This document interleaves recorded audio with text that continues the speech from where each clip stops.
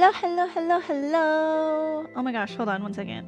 The thing. In front of me. Hold on. Am I loud enough? Oh, okay. I don't know if I'm loud enough because I changed some settings. Hopefully I am loud enough for you guys. Let me turn on noise reduction for the camera so when Hermes comes around, you'll be able to see him. Hello, Kua! Welcome in. The volume is good. Thank you. How am I? I've been good. I've been really excited about this one thing that I'm trying out, something new. To spend some quiet time with each other. Thank you, Zane. Hold on. How did you find me? It says you're a first-time chatter, so did you find me from my social media posts? Did you find me because I'm like loving Deep Space? Are you, Final Fantasy 14? We play a lot of that. Hope you've been having a good Saturday. Hope everyone has been having a good start to their weekend. Oh my god, I have to tell you guys, so annoying. So I don't know why last night I just couldn't start falling asleep until 3 a.m. From the lads category, welcome! We love lads here. Oh my god, I'm such a lad. I just started this year in January, so it's been fun. And now that I'm budgeting for banners and stuff, I feel okay with spending some money. So I'm not sad that I'm missing out on anything, and I'm a little smart about it. I would hope so. Let me just collect that and we'll just do some farming real fast. I haven't invested a lot of resources and materials yet into cards. So I'm just kind of farming resources so that I can, level up those cards later. Maybe all at once. Like a crazy person. Oh my gosh. Okay, so I could not fall asleep until 3 and then I got super pissed off because naturally, I don't know why, but naturally my body woke up at 6 in the morning. And then I was like, that's weird. Why, I didn't even get a full even 4 or 5 hours. And so I had to go pee. And then I went back to sleep. It was so freaking annoying. There was a truck in my neighborhood. And I guess they were dropping off some U-Haul rental pods or whatever. And so I could hear the truck go driving around in the parking lot. And then when it backed up, I could hear it go beep, beep, beep, beep,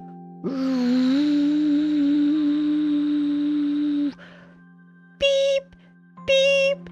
And I was just like, are you fucking kidding me? It's fucking 7:30 in the morning. It lasted for 30 minutes, y'all. And I was just laying in bed, basically at this point so tired but wide awake because I'm I cannot go back to sleep with this noise literally right outside my window. And I was so fucking annoyed. I got up to see what was going on, and that's when I realized it was some U-Haul pods being dropped off. And after it was done, I heard some neighbors come out, and I don't know if they were complaining or I don't know if it was the neighbors that were requesting the U-Haul pods, but they were talking to other neighbors. It was just loud. It was annoying, and I was fine, time to fucking wake up. So stupid. Kamirs, hello. Just got finished playing Splatoon. Now I'm here. Hi, welcome in. Hello, hello. Thank you so much for stopping by. We're gonna finish the first bit with Xavier. I think there's still another Xavier chapter for the main story.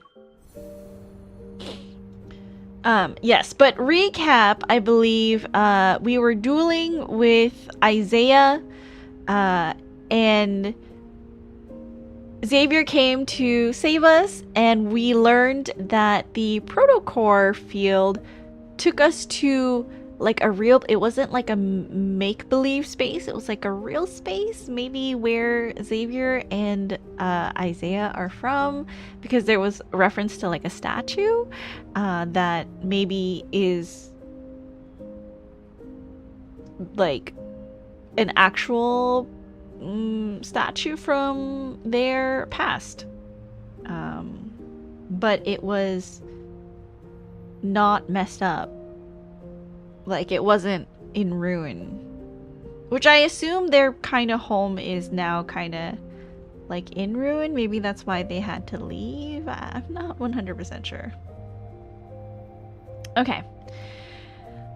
So that's where we are at. So let's start the next bit, which is one-sided heist. Oh, and then something about a suppressor collar.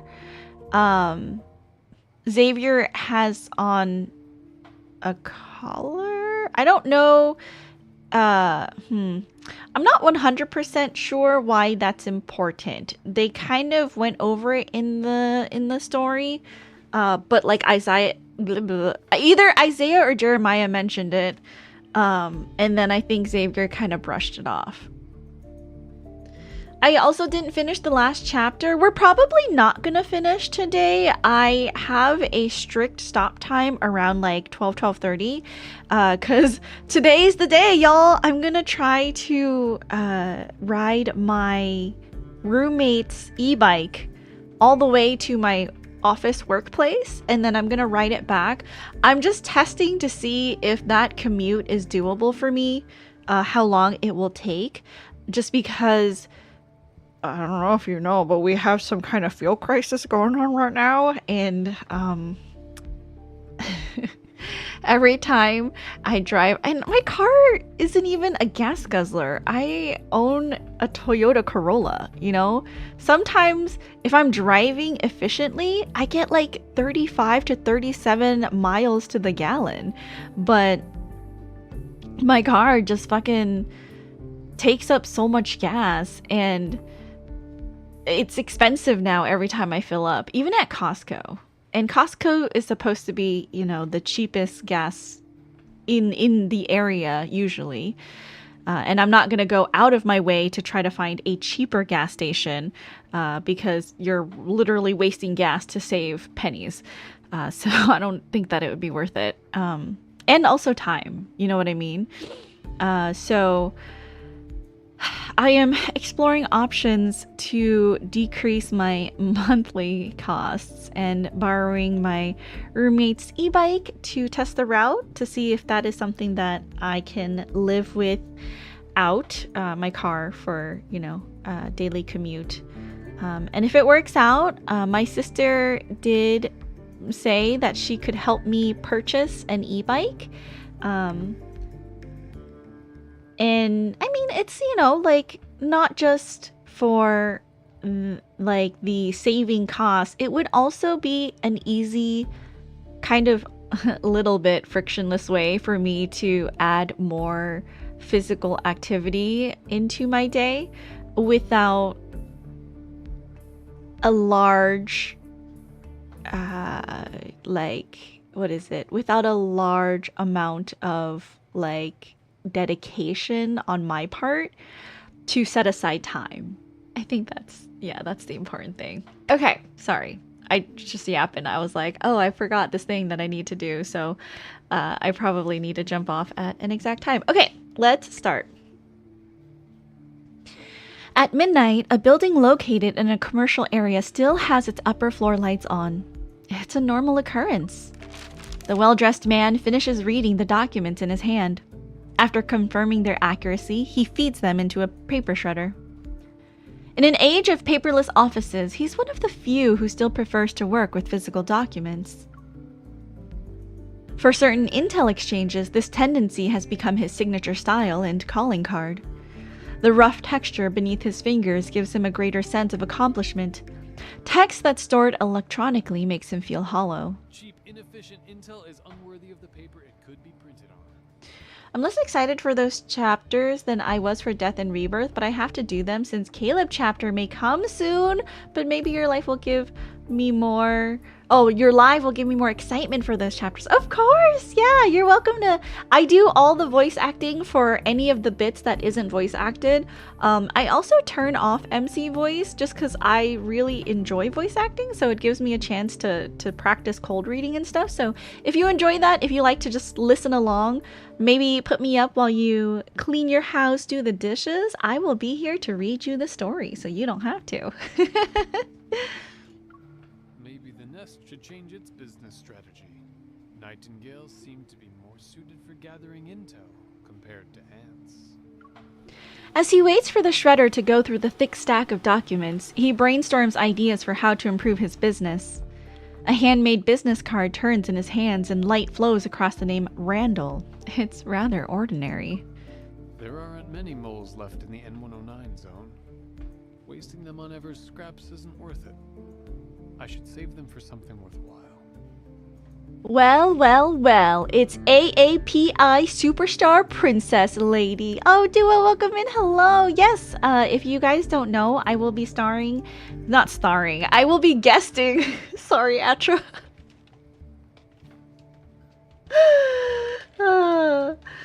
I will be guesting on Atra's podcast for AAPI month. If you guys don't know what that stands for, it is Asian American Pacific Islander Heritage Month, which is what May is known for. And it's to celebrate Asian diversity, Asian experience, Asian culture in America. And, you know, we don't just include Americans in the podcast, so you'll get a large cast of people from, you know, South Africa. We've had people from Vietnam. We've had people from, like, what was it? It was like an island somewhere, like over on the Pacific Ocean, like that direction, Indian Ocean. I don't remember 100%, but there's been a lot of different guests, and it's just kind of going through topics that affect us and, you know, how we feel about things. Yesterday, they talked specifically about the Pacific Islander experience and how some of that, you know, let me 100% read it for you. Pacific Islanders Displacement and the Power of Memory is the name of that segment from last night. I didn't get to catch it because I was very much in the middle of my D&D session.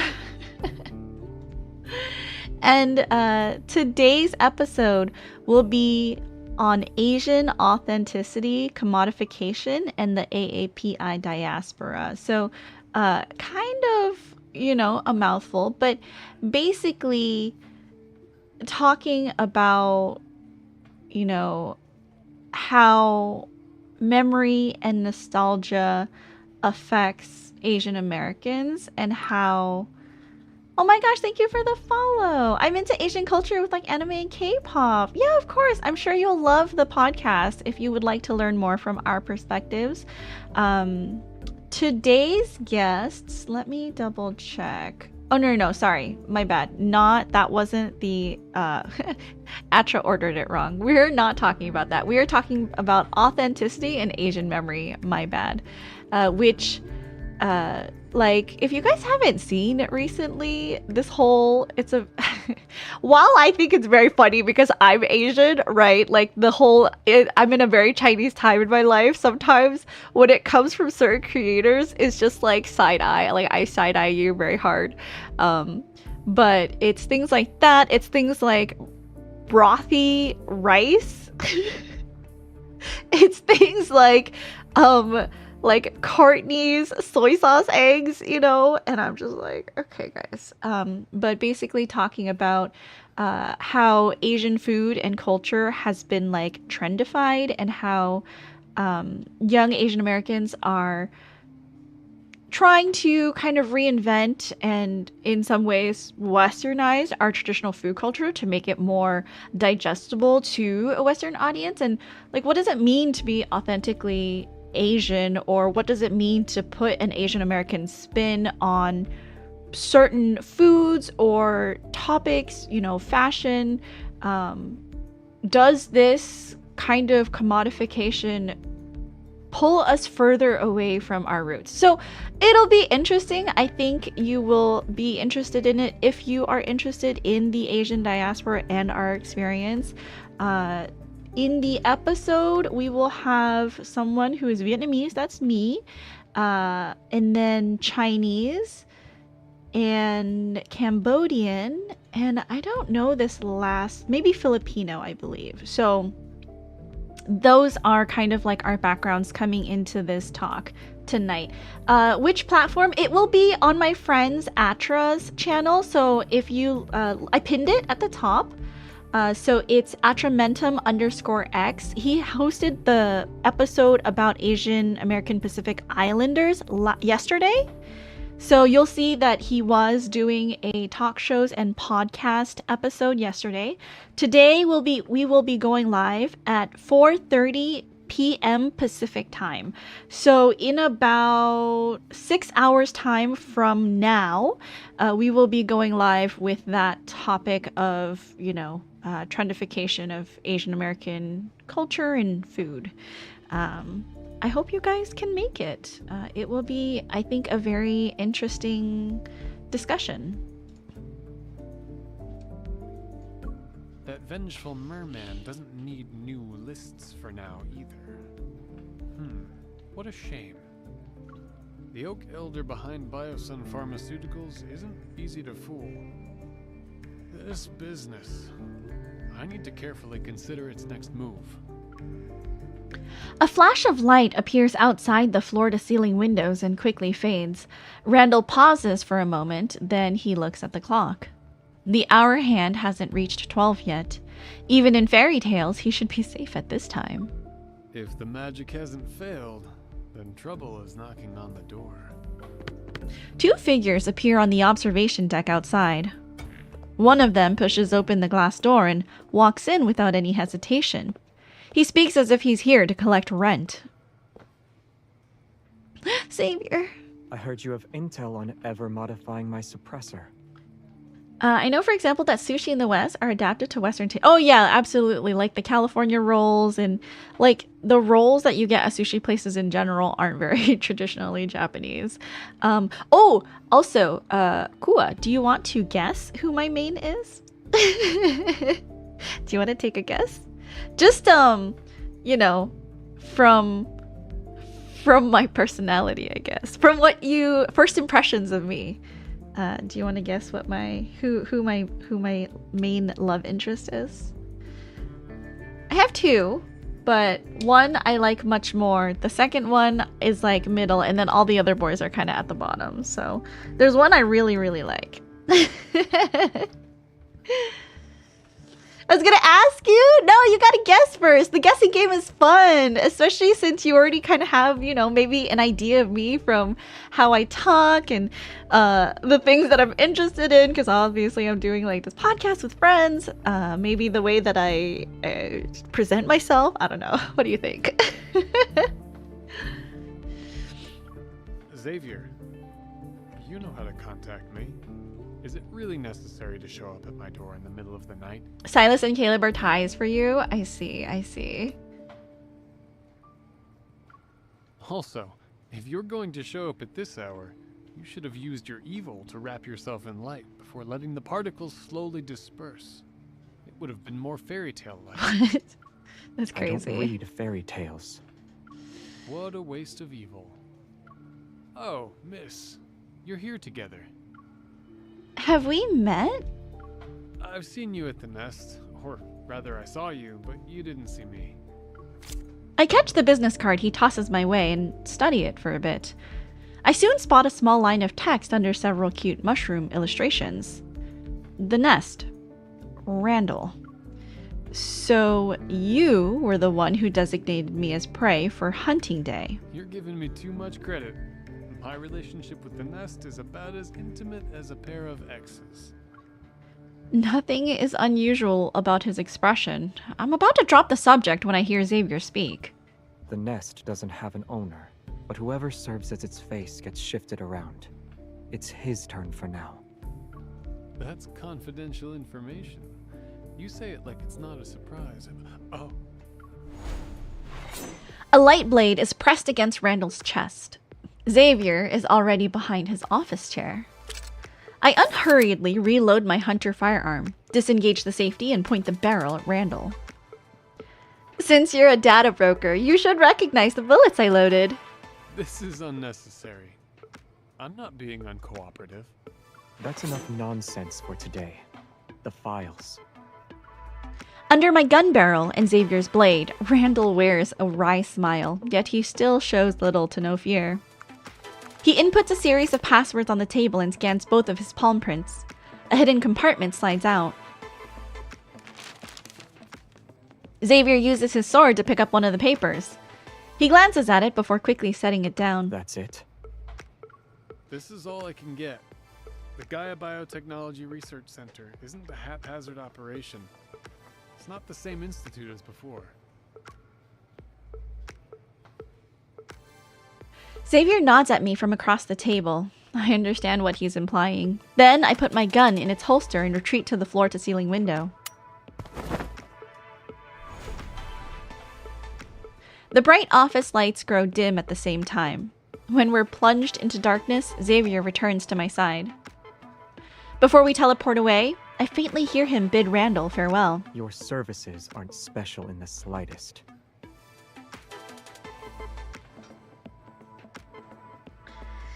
It's hard because you can fit all. But since you have gentle but energetic vibe, I will say it's probably in the trio Silas, Caleb, Raphael. Okay, I'll tell you. Wait, are you an ants? Can you hear me? Oh no, okay. It says incoming ad break. Okay, so there's gonna be an ad break in about 3 minutes, just to let everybody know, I think. You are like a little bit correct. Okay, so number one main love interest is Zane. I love Zane. Zane is like also like I feel like so my second favorite is Caleb. So Caleb is my second favorite. He's super sweet. I love the childhood friend duo, okay? Like how can I not? Men who've been in your life for a very long time. And have like this relationship with you. So Caleb, I love because he's the kind of man who will like take care of you no matter what, right? Because like to the point where it's kind of toxic, but like, you know, you're girly. She loved that. Zane's someone who's sweet and gentle and, you know, will silently be there for you. I love a man who has a really kind of hard outer shell to like get underneath. And he's that kind of trope, right? Where he will hold everything in and burden himself so that you will not get hurt by anything.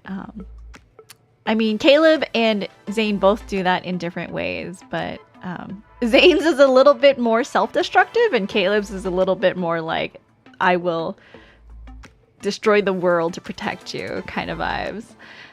So that is those two, you know, I'm an eldest daughter. I've always taken care of things myself for my brother and sisters. So I adore both Zane and Caleb because of the way that they take care of MC.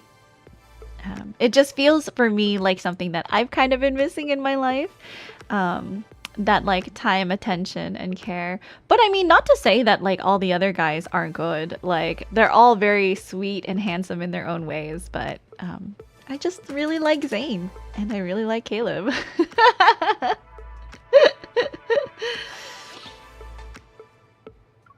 That's harsh, don't you think?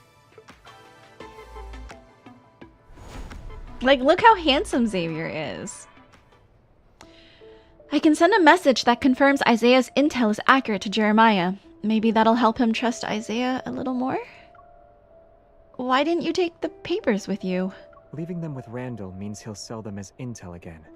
The buyers won't know I'm aware of what's in them. If they want to utilize that intel against me, then we can use it against them. You're quite the strategist, huh? I'm impressed. What was on it? Is there a way to remove the suppressor? Xavier touches his neck and slowly shakes his head. There wasn't much. It only had two things. Modifying the suppressor wasn't Ever's main purpose when they captured me.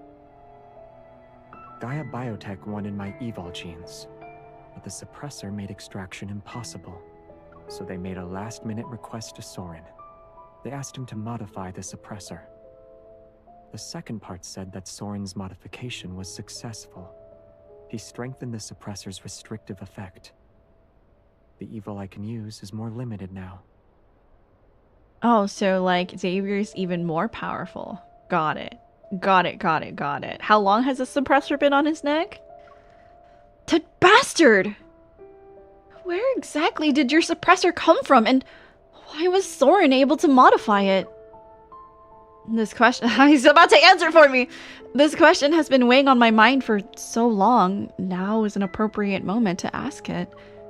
I thought there was another extraordinary, complex, and troubling story behind the suppressor, but I never expected— My family made it for me. Oh, dang. Your family? Yes. It was originally made to protect me. On Philos, an evolver's evil energy and life force are one and the same. Using your evil means you're consuming your own life for power. On Earth, we're displaced in time and space. The energy we consume can't be regenerated. The suppressor protects me through restraint. The sound of my heartbeat is amplified in my ears. I almost doubt that what I'm hearing is real.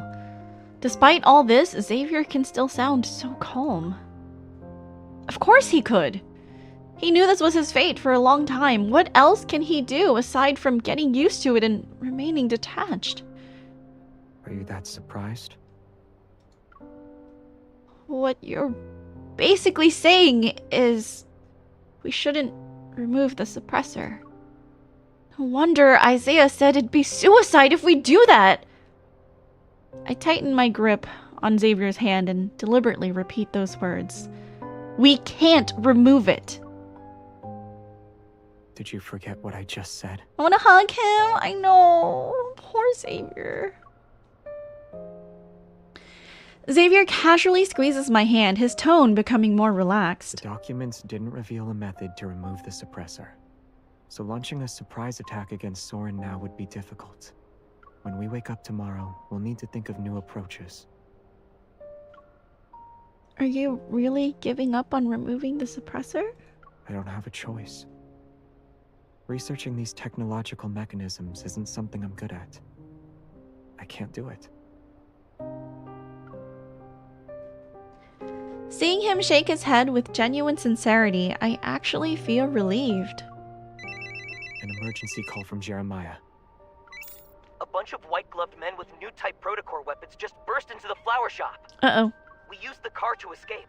Isaiah said, "They're Ever's cleaners, and we're not their only targets. Where are you?"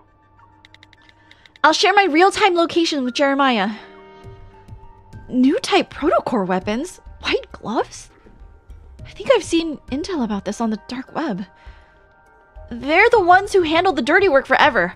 Break through fast and watch out for suicide attacks. Isaiah can't fight 20 people on his own. He won't last long. My ranking is Caleb, Silas, Raphael, Xavier, Zane. In love with them all, but I have preferences. Oh my gosh. Okay, so mine, if I had to, like, order it, it would be Zane, Caleb, and then Silas, because Silas likes to come home to me when I roll on the multi-banners. I don't know why, but Silas really likes my account.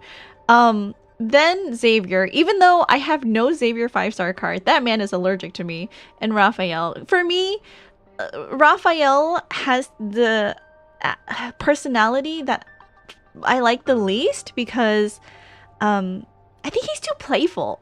Like a lot of girls like that, like a really playful partner. But I think he's too playful and a little bratty. And for me, I'm like, no, I'm the one who gets to be bratty and pouty, you know? For me, Caleb and Silas are so adorable. Both are charismatic, reliable. They show you what they want. They show you that they want you, like it in your face. Both will do anything for you, but in a different way, since Caleb is pure devotion. Silas is more that he thinks you belong to him as his queen, so he will do many things for you. It's true.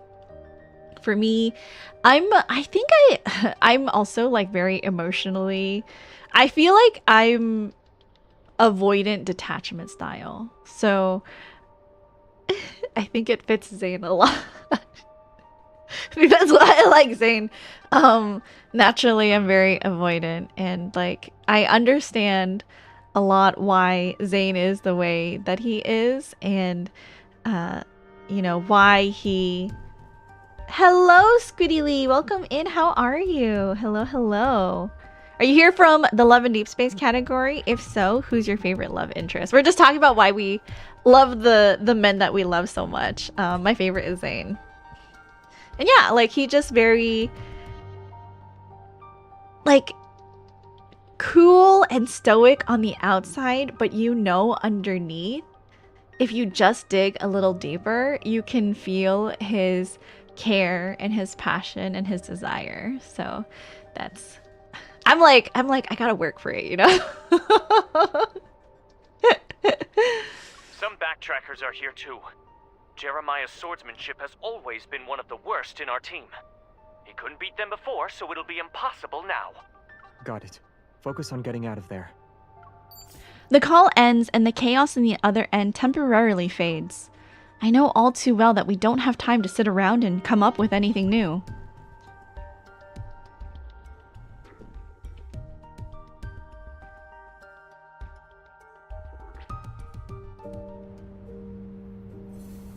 Suppressor.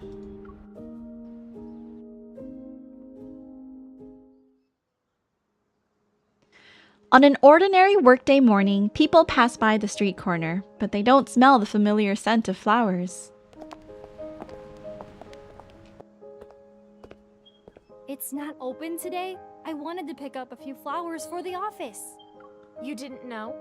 The owner closes the flower shop temporarily from time to time. He's really carefree about it. Young people like him who open flower shops in the bustling parts of big cities usually have that wanderlust spirit. They leave whenever they feel like it. The customer who wanted to buy flowers doesn't give up and approaches the glass door to look inside the shop. On the counter sits a bouquet of fresh flowers. The wrapping paper is only partially around it, which shows how hastily the owner left. To be able to leave just like that? Ugh, I'm so jealous.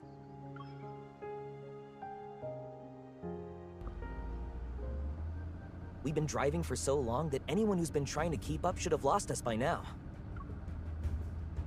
We shook them off 15 minutes ago. The endless stream of rush hour traffic stretches ahead as a small delivery truck weaves through.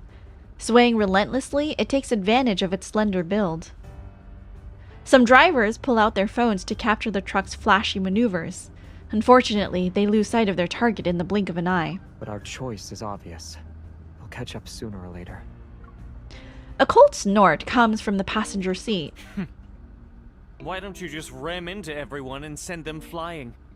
Even if it doesn't kill them, it'd make them suffer at least. Isaiah is crazy. Those masked people's weapons looked dangerous. Who knows what new thing ever came up with this time? Losing heart before the battle even begins. I knew cowardice ran in your peasant blood. Yeah, I'm not like you. Being iron-fisted royalty means your head is made of iron too, right? Why don't you go up front and help me check the headlights?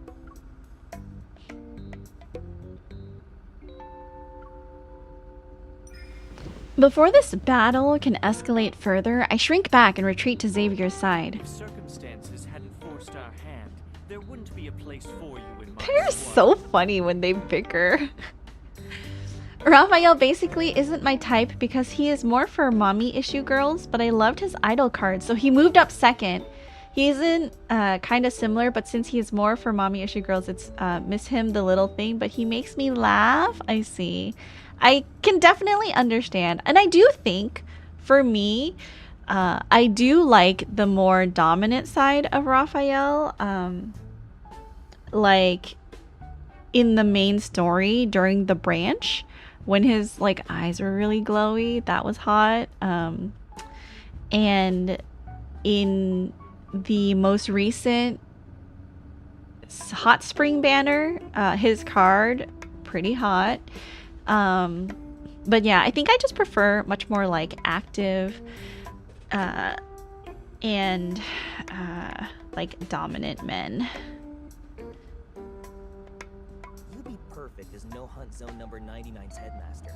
You'll deal with those mutated wanderers with impure bloodlines and their biological dilemmas. Listening to the ongoing mockery from the front seats, I rub my ears and lower my voice. Are they really going to be okay like this? They worked so well when they were running. This is how they relax. If they have time to argue, it means the situation isn't dire. You can use this as a chance to relax too. I don't understand. When there's no threat nearby, they become each other's biggest threat? Yeah. Our team's dynamic has always been like this. Mature and spirited. The back of the small truck has been modified to hold more medium and large-sized plants. Xavier and I pluck a banana leaf to sit on. We're nestled among the plants like two Zen stowaways. Your suppressor just flashed. We have a lot in common with Silas and Caleb, so I love him. Oh, that's so sweet. I love that. Touch the suppressor or resonate? Oh, what's the right thing? Resonate? Xavier takes my hand. He signals me to perform a resonance and I feel it. See?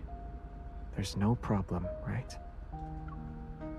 I don't know if this is some kind of placebo effect from learning about the suppressor's function, but I feel like your evil has gotten a little weaker. It's a placebo effect.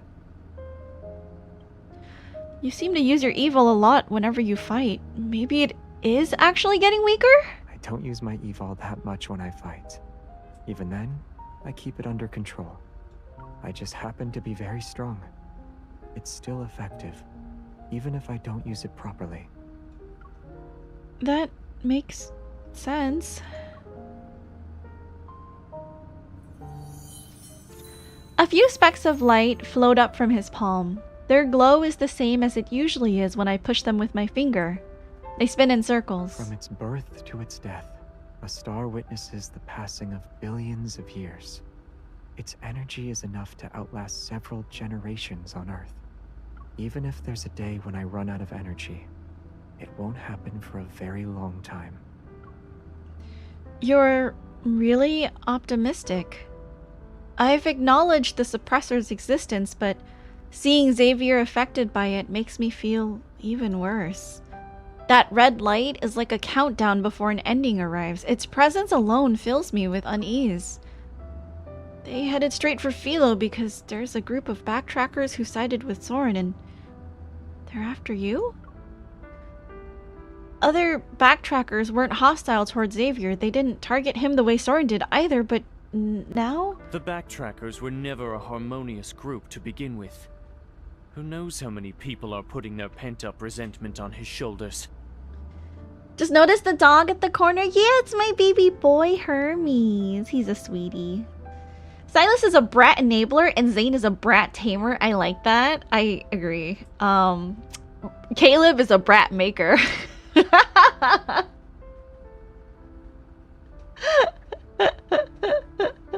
Agreed on all fronts.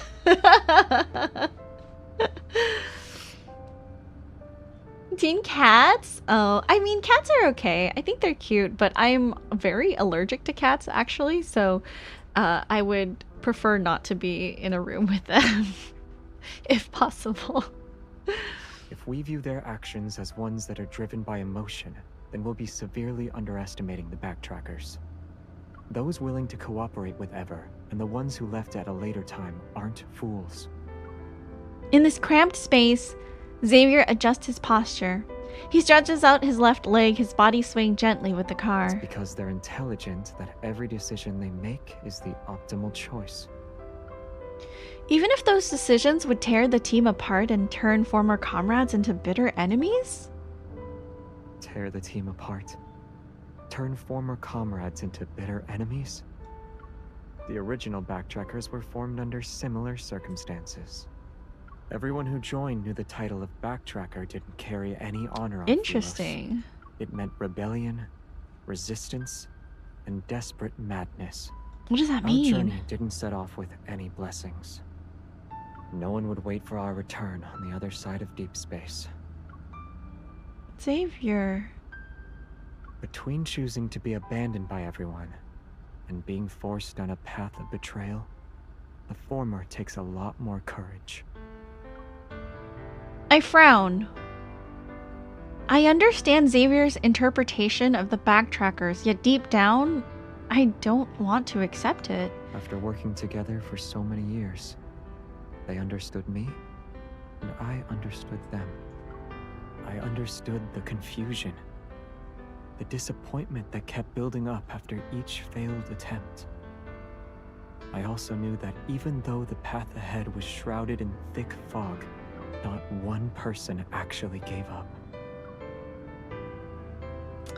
But seriously, I like the fact that Silas always makes sure MC knows her self-worth and her own strength. I do like Silas's dynamic that he...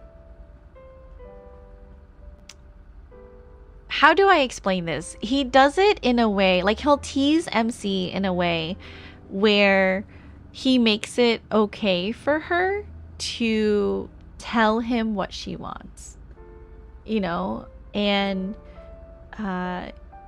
he is very much someone who wants MC to be honest of her feelings, but it has to come from, like, he wants it to come from her, you know? It doesn't mean anything if, for him, it doesn't mean anything if it was something that, you know, she didn't come to the conclusion herself. Dogs are okay too. It's just I have a soft spot for cats. That's okay. You know, we have our preferences, so I understand. Seeing Isaiah and Jeremiah's tacit acceptance, I can tell their understanding of their former teammates aligns with Xavier's. But this analysis only makes my expectations about the situation feel heavier. So, they chose Soren because the goal he wants to achieve gave them hope. As for what Soren is doing, it always feels like we're a step or even half a step behind. But the backtrackers on their side could have anticipated our actions. That's what it means to know your enemy. You don't have to think of them as being that frightening. Even though they're enemies now, I don't think they'd use underhanded tactics against us. If conflict is unavoidable, it'll be a few straightforward battles. That's all. Oh, that's all, At the huh? beginning, That's I all, said huh? those people are insane one way or another. I pity how their lives turned out sometimes. If you still have any delusions about them, I'll spend the rest of my life writing your tale as the King of Sorrow. Your infamy shall be spread from our solar system to Sagittarius.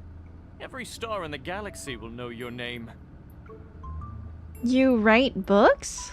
All promising members of the royal family do. That explains why you were writing poetry on the backtracker's ship. Xavier slips a cookie into my mouth as if by magic. He interrupts what I'm about to say before turning and speaking with authority. Since you love writing so much, don't speak anymore. In fact, you can start right now. Write down whatever you want to say. You don't even look at the things I write. I'll look when I have time. Why are you laughing? I can laugh whenever I want. What? Are you gonna give me a story about the King of Oh my god, these two are so funny. I don't want to talk to someone as shameless as you. Isaiah had his fill of being made fun of. He crosses his arms and ignores everyone. My gaze moves from the back of Isaiah's head to the back of Jeremiah's head. Then it settles on Xavier's profile. Why are you laughing? You're right. Listening to them bicker is relaxing. Xavier shakes his head with a hint of resignation and leans against the heavy flower pot. He's quiet for a moment. Then he softly chuckles. By the way, where did the cookie come from? I picked it from a tree. Can you not lie to me? Jeremiah prepared a tree as a gift for an important client. Oh, I see. We're stealing some cookies, so don't let him catch us. Oh, I see. Seeing him pull down a small gift box along with a couple of leaves, I swallow my cookie and move closer to the tree. Xavier, you're wrong about one thing. If I were in your homeland, I would wait for your return.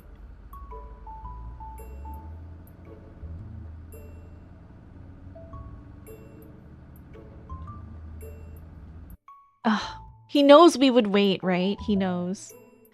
It's from the anecdote! We'd wait! Ugh, the poor anecdote. Lost homeland. I can't wait to get caught up on the story so that we can do the new world underneath stuff. That'll be exciting too. Following Jeremiah's plan, we speed along the suburban highway for a while before heading toward the aerial tunnel. Once we enter the ultra-high-speed tunnel, we can lose our pursuers and buy ourselves enough time to regroup. But from a distance, we can see the checkpoint before the tunnel. It's flashing red like an ominous warning. The thin mist is stained with cold crimson. Looks like it's closed. What a coincidence. Don't tell Their me. influence doesn't reach that far. Let's split up and scout the area. We'll meet up at the southwest corner of the rest stop in 10 minutes. 5 minutes.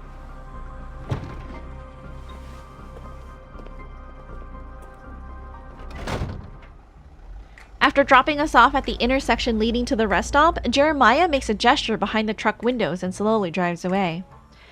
His gesture was cool, but his little truck is covered in battle scars. The sign that says Philos' fresh flower delivery has been worn down to just a P.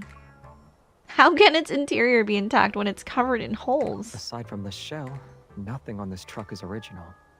Jeremiah modified it into something like a military fortress. Incredible. In the worst case scenario, the driver's cabin can supposedly transform into an ejection pod and sacrifice the rear cargo for a quick escape. Amazing. In other words, it could sacrifice the flower pots, plants, and us. After this is over, I'll ask Jeremiah to expand the ejection pod a little. I nod. Aerial tunnel rest stop. Hundreds of vehicles are parked at the rest stop. Most of them are armored trucks or heavy-duty trucks transporting valuable cargo. A circular holographic screen in the center is divided into several displays. The leftmost section shows the number of vehicles currently at the rest stop. As I pass by one of the armored trucks, I can't help but feel a little envious. I remember reading data that showed if a vehicle's structural integrity is sufficient, it can almost travel at the speed of sound through the aerial tunnel. Is Jeremiah's modified delivery truck capable of that? Yeah. Then we can experience ultra-high speeds? The express lane is very expensive. The aerial tunnel uses protocore enhanced material as its primary structural component. There's almost no resistance in the low vacuum environment. As a result, daily maintenance costs are astronomical. If ordinary goods were transported through the aerial tunnel, the toll fees alone would exceed the value of the cargo. By the time we exit the tunnel, all the plants in the back could qualify as luxury items.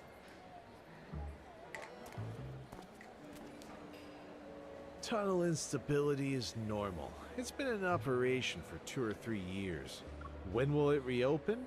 Who knows? If you can't wait, just use the regular highway. They said it involves stuff like abnormal magnetic fields and unusual energy fluctuations. They won't reopen the tunnel until the situation stabilizes. Long-distance transport is so exhausting. You might as well rest like me and find a massage pod to lie down in.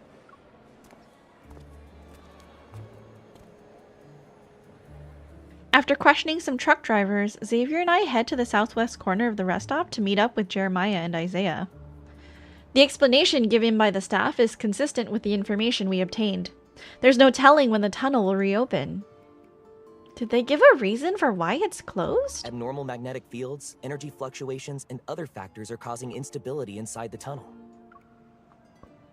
That's just a catch-all excuse. So what's the plan? Will we keep waiting or take a different route? There's only one way to enter the aerial tunnel. If we turn back now, there's a chance we'll run into our pursuers. But if we wait here too long, it's only a matter of time before they catch up to us.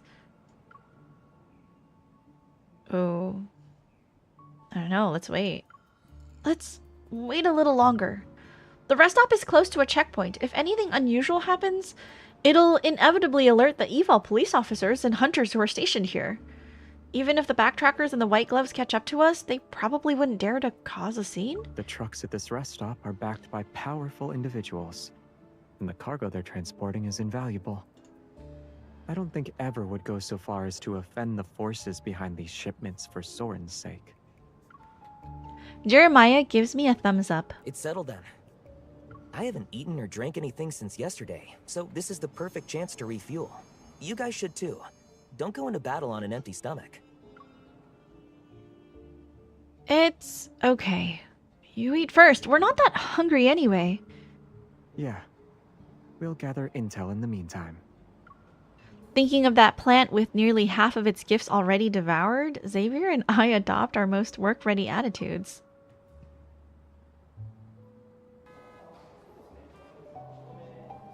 The circular screen is divided into 6 segments. It displays live news, traffic updates, and recently released movies and TV shows. Some drivers have their vehicle's door open as they recline in their seats to watch the screens. Others are near the rest stop's food service windows to eat and drink. The aerial tunnel sits at a high altitude, and the rest stop is perpetually shrouded in thin mist. It gives it a surprisingly homey, lived-in atmosphere. You look just like that delivery driver who was worried about being late. It's a perfect disguise. Who? Me? No. Aren't you thinking about something along the lines of, I would have taken a different route if I had known? Magnetic field anomalies can affect the tunnel. I've been dealing with issues related to them, but I completely overlooked that connection. Xavier nods and begins to count. In that case, we should hold Jeremiah responsible. He was driving the truck. Isaiah bears a lot of responsibility too. If he hadn't attracted those pursuers, we could have had time to plan alternative routes. Since I planned to act alone and didn't properly supervise them, I bear most of the responsibility. With his calculations, the responsibility for one mistake doesn't seem like enough to go around for 4 people. I feel somewhat helpless. You don't need to... You're making it sound like everyone's at fault. You don't need to create a list. I'm not doing that. What I said is true. Have to go. See you next time. Of course. Goodbye. Thank you so much for stopping by, and I can't wait to talk more about Love and Deep Space with you next time. I love it. Come back soon. Have a good day. Have a good weekend. None of us are mindless puppets, so every action we took was inevitably shaped by everyone's thoughts and decisions.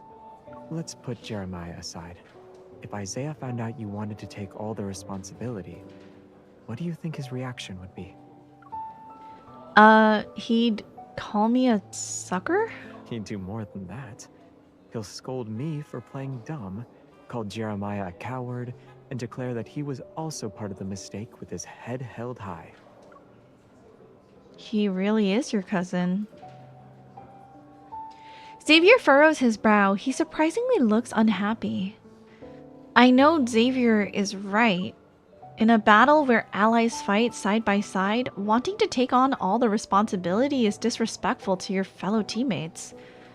You could try not throwing your other teammates under the bus next time you want to comfort someone. I'm worried that Jeremiah will be so sick of us that he'll turn us into fertilizer one day. You don't like what I said? I do. Seeing me sigh, yet also feel relieved, Xavier reveals an understanding smile and leans to the side. He idly looks around. I noticed you kept frowning and then looking up. What caught your attention? The weather forecast. It said anomalies elsewhere were under control, but in Lincoln, they were only getting worse. The weather anomalies and the unusual magnetic fields should be connected to what Soren is doing. Why Lincoln City, though? Is it because Ever has more resources here? I thought this kind of thing would be carried out in places with fewer people.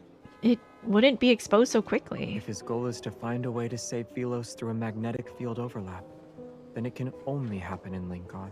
The deep space tunnel affects Lincoln City the most. Various operations involving magnetic fluctuations will be easier to implement. And this is where Traceback 2 descended. For him and some backtrackers, it's also where they fell. If there's a chance for them to make a comeback, then Lincoln City will be their new starting point. I see. Talking about lost homelands doesn't seem appropriate here. Too bad I don't have the chance to ask other backtrackers how they've been doing on Earth. Do they like Earth? Have they gotten used to life here? Do they consider Earth a second home? I guess most of them would say no. Otherwise, there wouldn't be these recurring conflicts. And Jeremiah and Isaiah return with the food they've scrounged up. Surprisingly, they start watching the TV drama that's playing continuously in the corner of the screen. They're still showing this? Don't tell me they've already made it to 10 seasons. A workplace idol drama about protocol refining? Why did they make it look like magic? Brainless people watch brainless shows. On the screen, the protagonist is researching methods for turning Earth's natural energy sources, such as oil and coal, into protocores. That's too ridiculous. Do you think the prototists made this to mess with the purists? Maybe. If Earth's energy sources and protocores' energy sources, whose material structures are completely different, could be converted into each other, then both sides wouldn't need to argue anymore. I'm not so sure about that. We're quickly shocked by the show's over-the-top melodrama.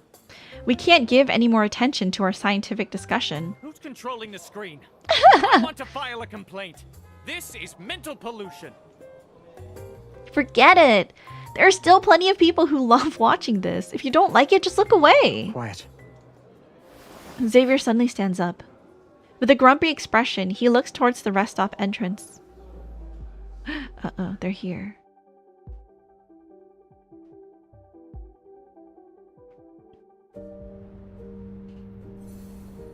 String end warp.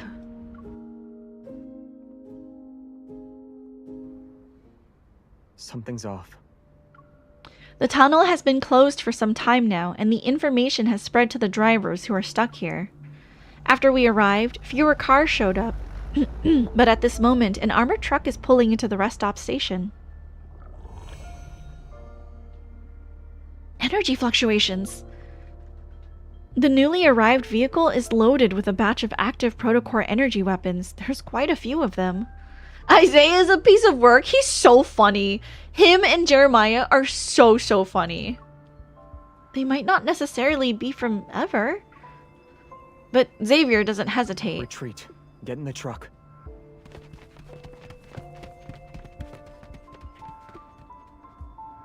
Using the fog and other large vehicles as cover, we head to the corner. A subtle energy shift appears in the air. Xavier and Isaiah turn their attention toward the center. Avoid the patrol robots. It's just like the time when Xavier helped me escape the nest. We ran into them at Azure Square. Ever is using them to pursue us? They're all Ever's products. The fact that they immediately hacked the robot's control systems means it's them. At this rate, they'll determine our location within 10 minutes. Get ready for a fight. Yeah. The fog grows thicker, and my grip on my gun becomes slick with sweat. It's possible that we don't need to fight, but the tension still makes my heart beat faster. An unexpected topic breaks the atmosphere of our silent retreat. Before this difficult battle begins, I need to make a confession.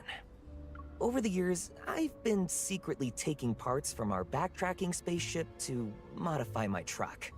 Since you're insane, consider going to therapy. Dying is also an option. Dude, that's hilarious.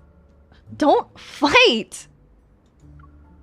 While I'm confused about why Jeremiah is bringing this up, Isaiah's angry expression freezes. Then it falls apart. Please don't tell me you still haven't given up on that suicidal idea of modifying a miniature warp drive?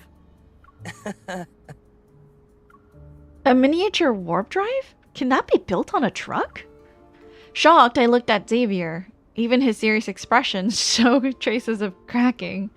Jeremiah becomes the calmest person in the room, his face revealing hints of amusement. Anyway, we only have two options right now.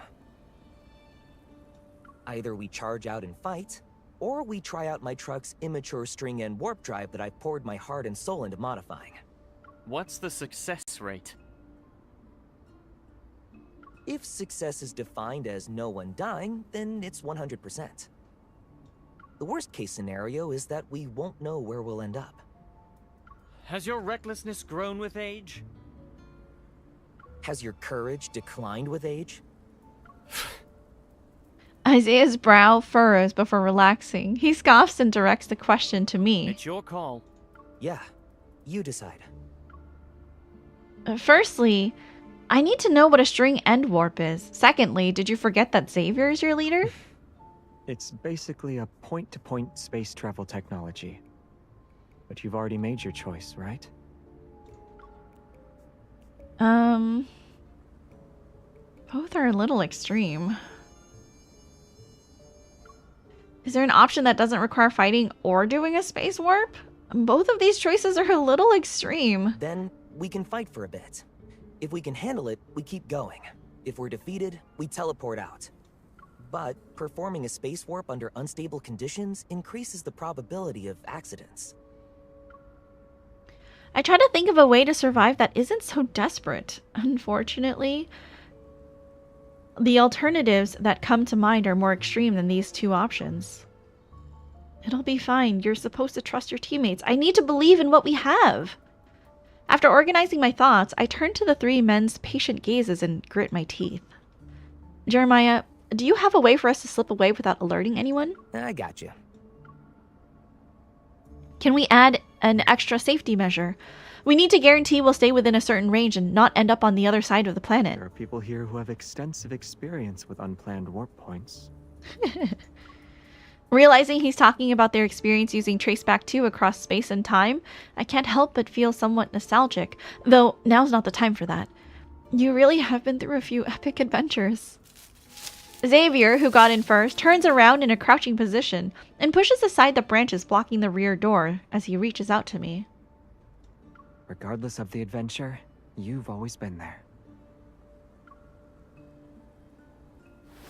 Before I can think about what he means, he pulls me into the vehicle.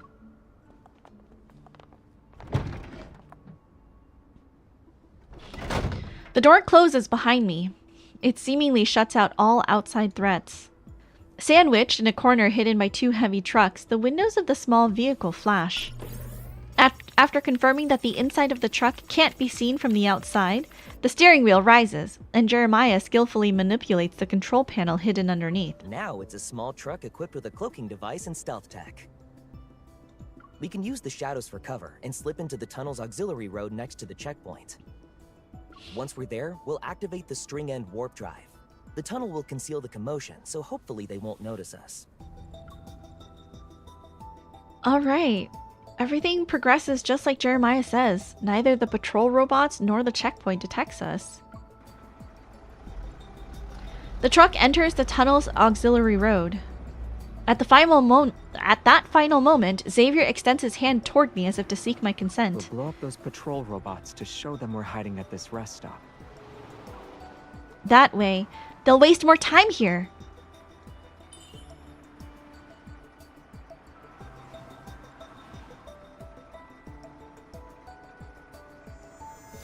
I grasp his hand and we silently resonate just before the vehicle enters the tunnel.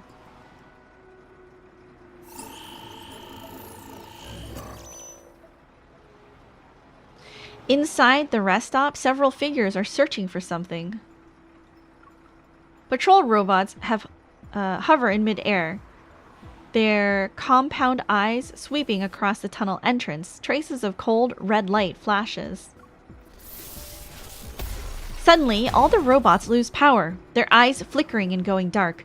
They crash to the ground one after another.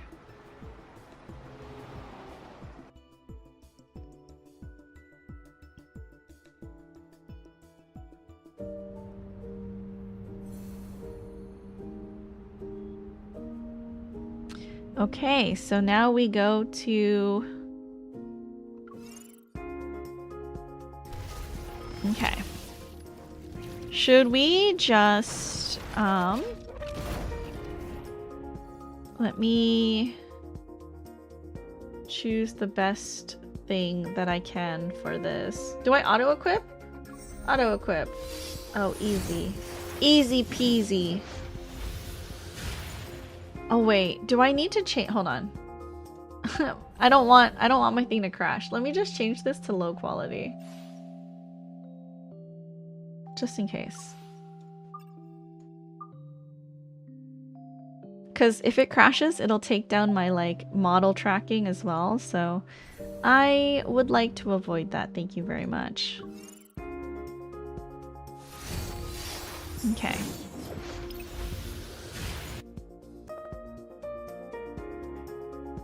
A little too large. Let's make that adjustment. There we go.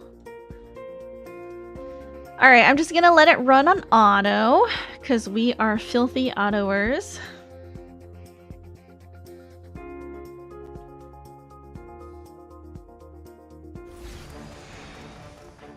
Evil's wreaking Yep, havoc auto. again. Which one?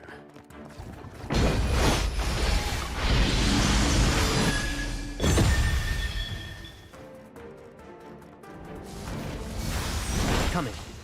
Time to change our strategy. Here's a change in tactics. Stay cool.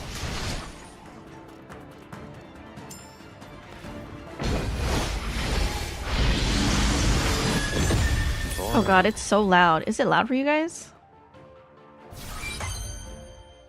Ew, auto? I mean, it's easy, so we're just doing it. We need this so that we can get to the other, what is it?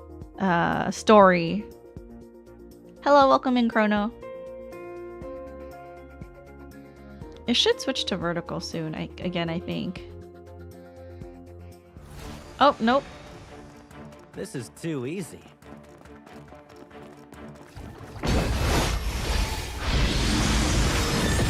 So loud! Is it too loud for you guys? I'll try to turn it down if it is. As you wish, my baby sister.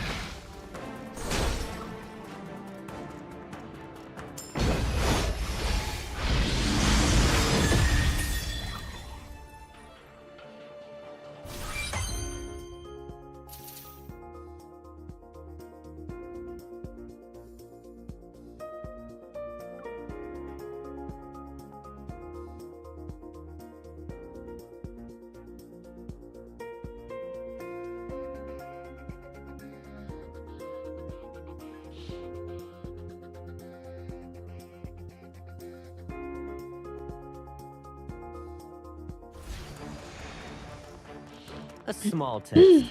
It's nothing we can't handle.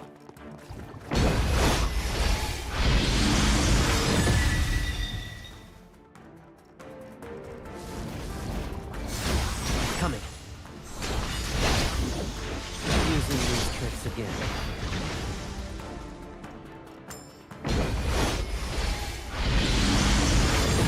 Boring. Ew, auto, that's how I always play. I know. Recently, ever since, I'm gonna be so real, literally ever since I got Netherlord and I updated him or upgraded him, like I just let him run.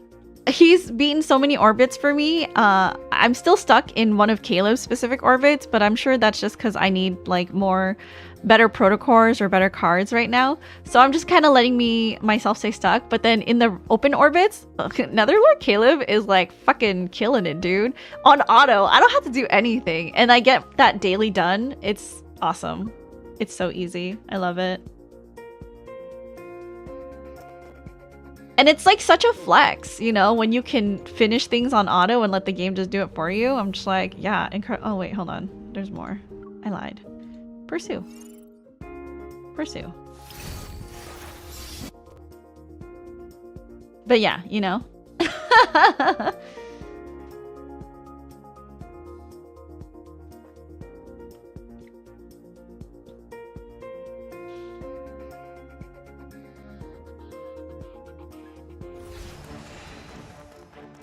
This is too easy.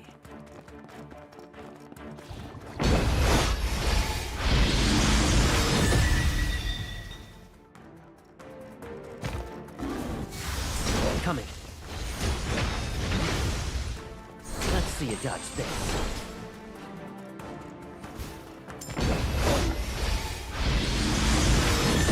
Boring.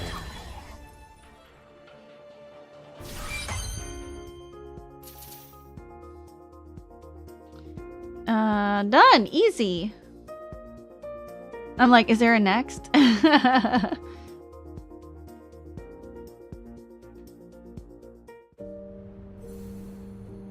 Third fight. Let's go.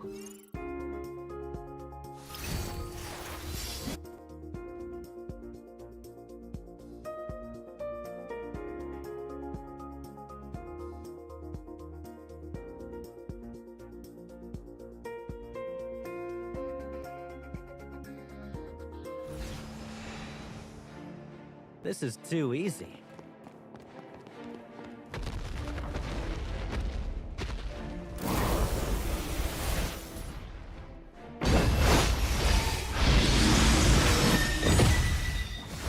Can't hold on. Boring.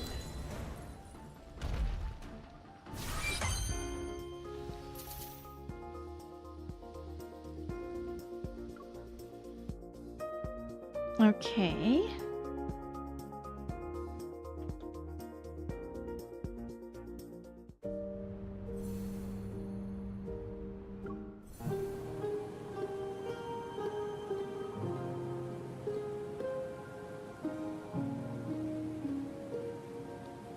Oh, what a pretty track.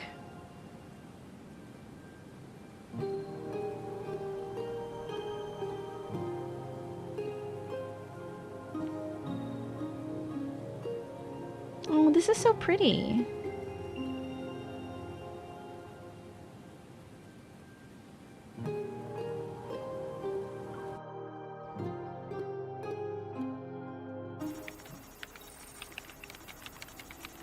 Unbeknownst to anyone, a small flower delivery truck sits at the edge of the aerial tunnel's frontage.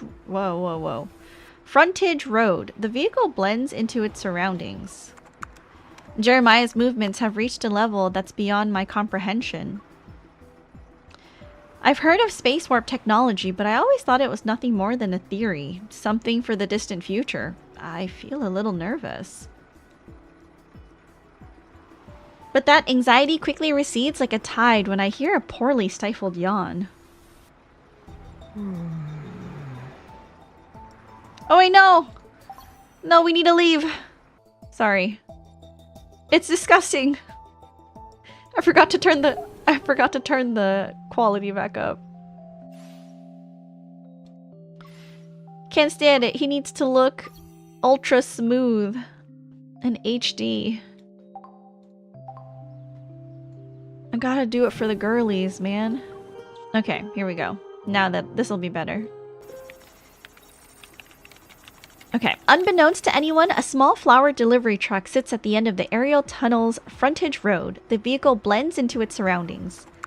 Jeremiah's movements have reached a level that's beyond my comprehension.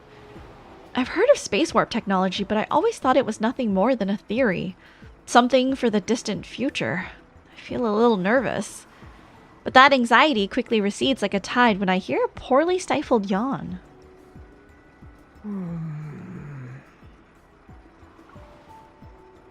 Xavier, I can't believe you're sleepy right now. Don't you feel on edge? You're the one who's too nervous. We're about to do a space warp. It's more like jumping. It sounds impressive, but... It's actually really impressive. Jeremiah takes a break from his work to chime in. Xavier turns his head back. Don't listen to him. He's just bragging. This isn't a real space warp. There are too many conditions it can't meet. You can imagine it as an elevator that's slightly faster than usual. We just don't know which floor it'll stop at. I'm somewhat stunned. Is it really just an elevator? Range safety measures are in place, and the emergency brakes are functional. Everything's ready. What about you guys? The windows, rear view mirror decorations, sturdy leaves, and delicate flower petals begin to vibrate at the same rate. Jeremiah's hand pauses in midair, his gaze sweeping over each of us. Although he appears slightly tense, he's not too anxious. In the silence, he presses his lips together and activates the vehicle's warp drive. A loud hum bursts forth from within me, and it almost instantly blurs my consciousness. All my senses are in turmoil. My body and soul are thrown into chaos. At that moment, a hand gently, quickly grasps mine. My trembling heart settles and allows my consciousness to flow freely.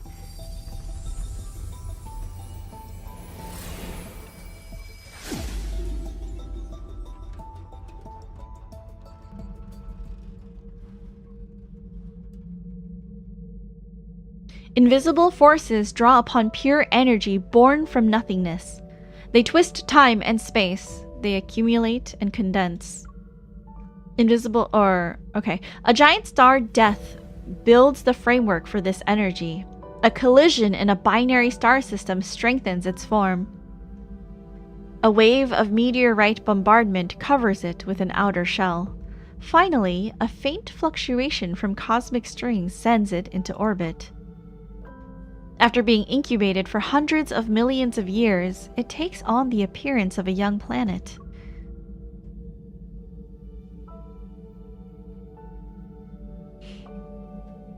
Dot dot dot. Dot dot dot. Heartbeat. Heartbeat.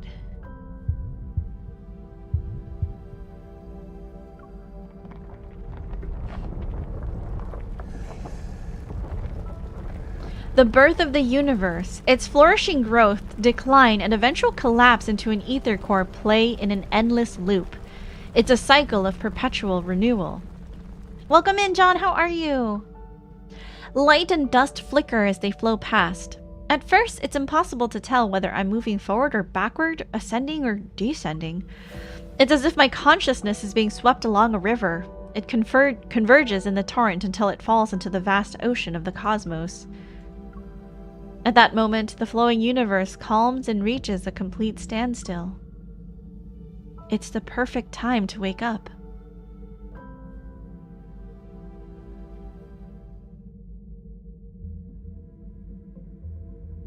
The restraints on my consciousness return bit by bit. Scattered thoughts and confused, fragmented memories are picked up and restored one by one. I remember who I am. And I know with certainty that I haven't fallen into the universe because my body is about to collapse this time. Was that because of the space warp? Everything in my periphery is still, and the universe is frozen in this moment. The past, present, and future converge like countless rivers meeting at the same point. Time loses its meaning, and everything throughout eternity unfolds within my consciousness. Huh? In that moment of a thought flashing, something establishes a connection with me. It's a hollow planet. I look toward it. When I see the dying planet whose energy has been depleted, everything begins to flow. Massive artificial satellites sweep across nearby orbits. At the same time, a bright speck of light rises from the planet. Without any hesitation, it plunges into the torrent of space-time. It looks familiar to me. That's a ring-shaped ship. It's Traceback 2!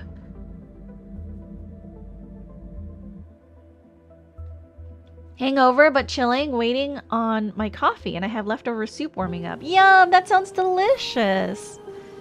I hope you've been having a good morning, John. Converging pasts. I see Traceback 2's starting point, and I also see every moment after it began its journey. Is Xavier in there? Repeating his name in my heart, I fall forward toward that ring-shaped ship. It's as if I'm descending into the river of time where it exists. The rising bubbles transform into stars of various sizes and scatter, and the ship's outline rapidly becomes clear. The scars on the spaceship's hull that I had seen aren't there yet. The compartments that were broken in my memory are now bustling with life. This is what they looked like during their mission. The small spaceship's portholes frame several scenes of varying activity.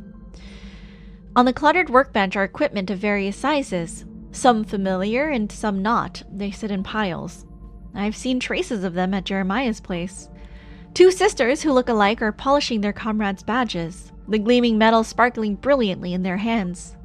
5 or 6 people wearing the same uniform gather in the center. They're animatedly discussing something while looking at several holographic star charts with overlapping galaxies. In the distance, regular blinking panels and instrument displays run smoothly, their faint light occasionally illuminating a distant figure. Their uniforms. I feel like I wore one myself. I watch the backtrackers from another space-time as if they're a part of a vivid, lifelike silent film. I lost my prime. I can't go out drinking past 1 a.m. It honestly depends on who you're with. I mean, I'm 80 years old, and you know, at Off-Kai I was out drinking until like 6 a.m. So, you know, it just depends on how good you're feeling with the people that you're with. Oh wait, I didn't read that. Most of them are people I never met before, so why do I feel a sense of familiarity? The crowd around the holographic chart is suddenly agitated. I suppress my quickened heartbeat and move closer to the porthole. I can make out certain faces among them. Jeremiah? In the center are 2 figures, and one of them seems to be Jeremiah. Why does he look like he just got into a fight? After some effort, I finally recognize the person across from him, the one covering most of his face. He fought with Isaiah. That explains it. What about Xavier? I don't see him anywhere. As if in an omniscient dream, my consciousness guides me as I float along the exterior of Traceback 2. In the farthest window, I finally see a familiar figure. Look at Xavier! Wow, look at that outfit! What's he wearing, dude? The distance between the portholes is so great that he appears to be alone from the outside. He's away from the crowd located at the other end of the spaceship. But this doesn't make him seem lonely. He's watching the commotion and everyone is held within his gaze. Their relationships were really good back then. What happened? A gaze that transcends time and space is like dark matter. Even when it intrudes upon the world within the portholes, no one should notice it. But that figure wearing light-colored clothing suddenly gets up and walks towards the window. Xavier! My racing heart is seemingly pounding. Against my eardrums. Lagging. As he moves closer, I unconsciously shift to the porthole as well. Okay, maybe we're gonna wait on this screen and like maybe it just needs to load for a little bit, because when we paused the Kindle and let it load, I think after that it was fine. So maybe we pause this for a little bit, and then in just a little bit we'll hit play. I mean, it looks like the animation is already loading smoother because he's not lagging or anything. So maybe I'll give it like another minute and then we'll continue. I'm so nervous about my bike ride, you guys. I'm so nervous! I'm so nervous.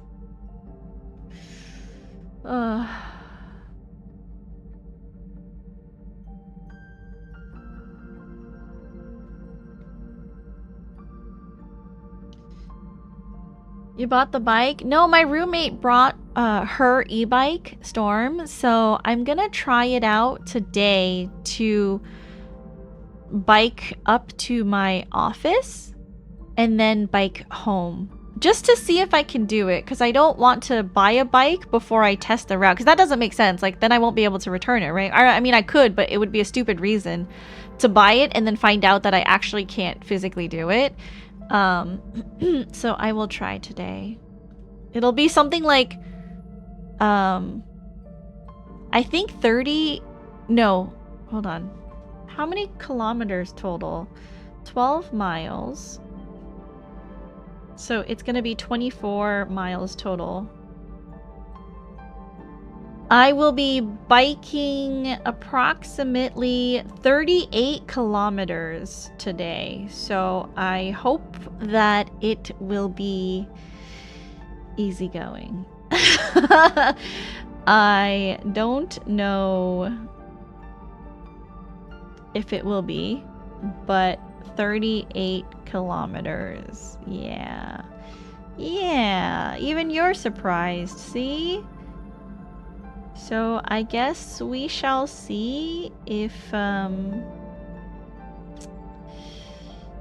able to bike that distance. It is an e-bike, right? But I don't know. Okay. I think we're gonna go ahead and click in now. Okay, it's fine. I don't know what my current form is. I only want to press my hand against his palm as it rests on the other side of the window. Touch. Oh. Hold. In that moment, those eyes that have already seen everything look out. His peaceful gaze is endless.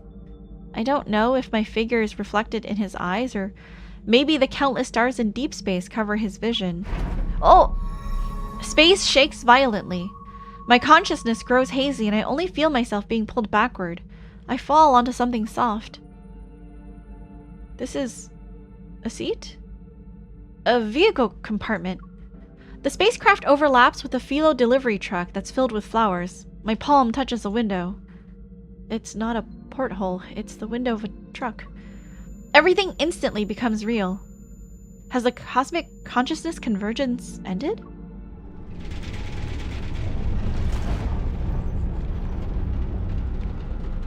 I only care about dog cam because it'd be a dog. It's true. Look at him. Hermes. Do you wanna show off for the people watching at home? Do you want some treats? Yeah, baby. Take it. You're so lazy. You don't want to move. Good boy, Hermes. As if confirming my thoughts, the compartment keeps shaking. My consciousness withdraws from the emptiness of space at an increasingly fast pace. I can't help but feel a surge of urgency. I look toward my periphery. I want to see what lies at the end of the current where Traceback 2 is located. I didn't think I'd see a destroyed planet there. It's Earth. A certain voice rings out in my consciousness.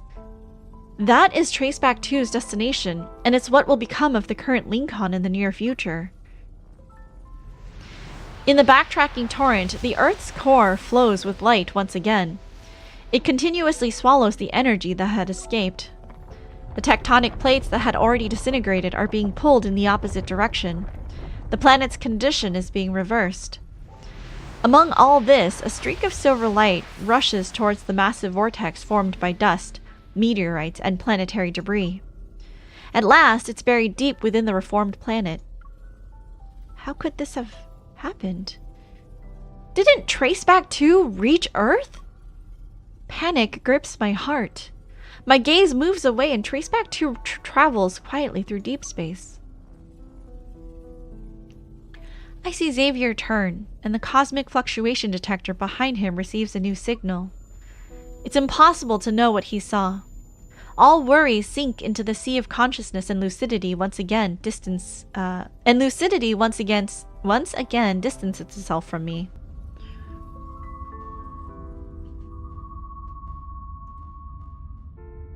I, above the familiar Earth, saw myself.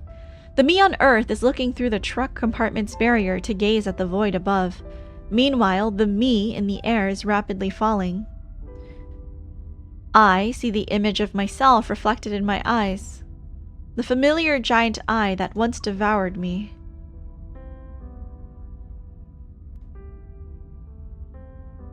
Once the observer's vision leaves the cosmos, the changes don't stop. The space-time current that Traceback 2 is traveling on, along with countless other currents whose origins can't be seen, has arrived at the same turning point. This is a turning point outside the natural order. Thus, their direction is changed. A predetermined future shatters.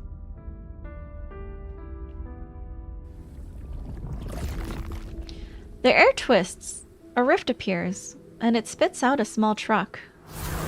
A barrier opens just in time. It catches the vehicle half a second before it lands, which prevents everything and everyone from being smashed into pieces. Great. It was a safe landing.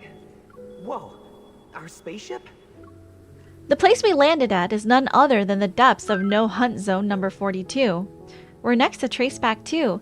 Hello, welcome in. How are you? Can I call you by your name, or should I just say Kathleen Noir? Hi, welcome in. The hazy sounds of amazement intensify my dizziness. I blink, and the first thing I feel is the hand I'm gripping for some reason. Xavier tightly held both my hands this whole time. Can you hear me? Do you feel dizzy or nauseous? No Hunt! Hunt Showdown is my favorite game! Yeah, it's No Hunt Zone, so no hunting in there. Welcome in. Today we're doing some Love and Deep Space, and I get to do some cold read voice acting. It's always fun. It's a great practice for me. Xavier. Yeah, it's me. What I'm leaning against changes from a truck door into something warmer and softer. Then the door opens and the scent of the forest rushes in. For one whole minute, I'm reacquainted with myself and let Xavier come back into focus. It feels like a lifetime ago. Huh?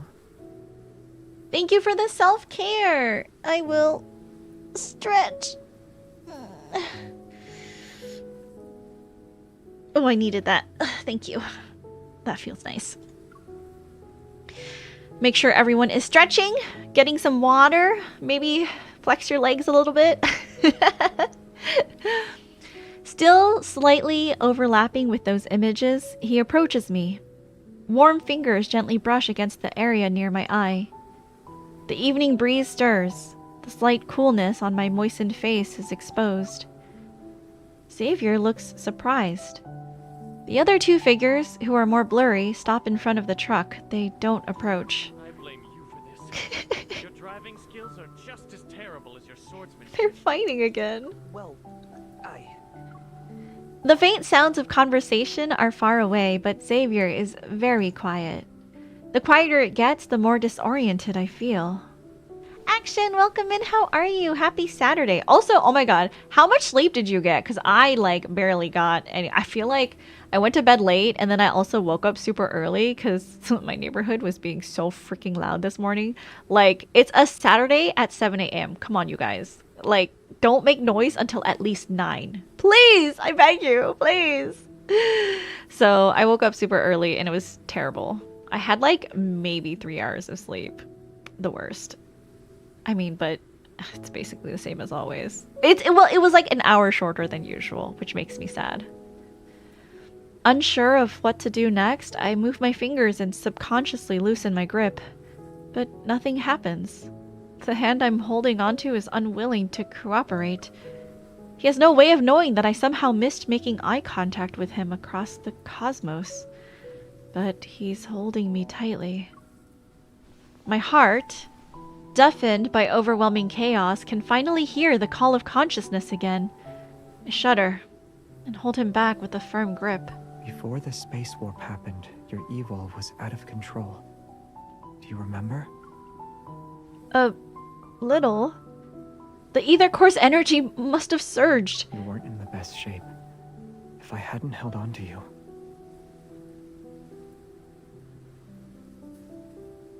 He pauses, then he gently pats my head to replace those unsaid words. You are not hurt or anything? I feel much better. I'm just a little tired. No, I'm very, very tired. Weightlessness, dizziness, sensory integration issues, partial memory loss, all of them are possible. but they're only temporary.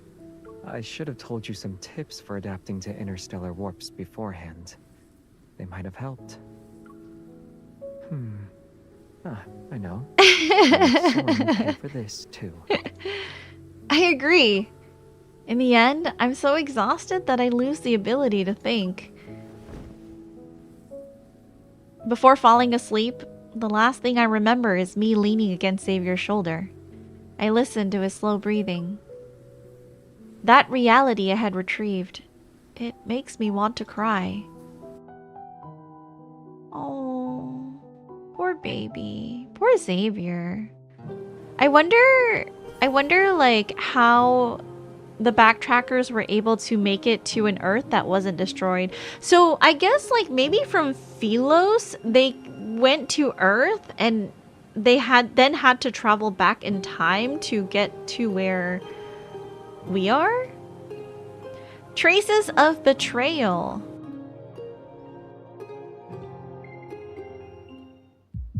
The heaviness of my heartbeat pounds against my chest as I struggle to tear away the haze before my eyes. Oh, what a noise.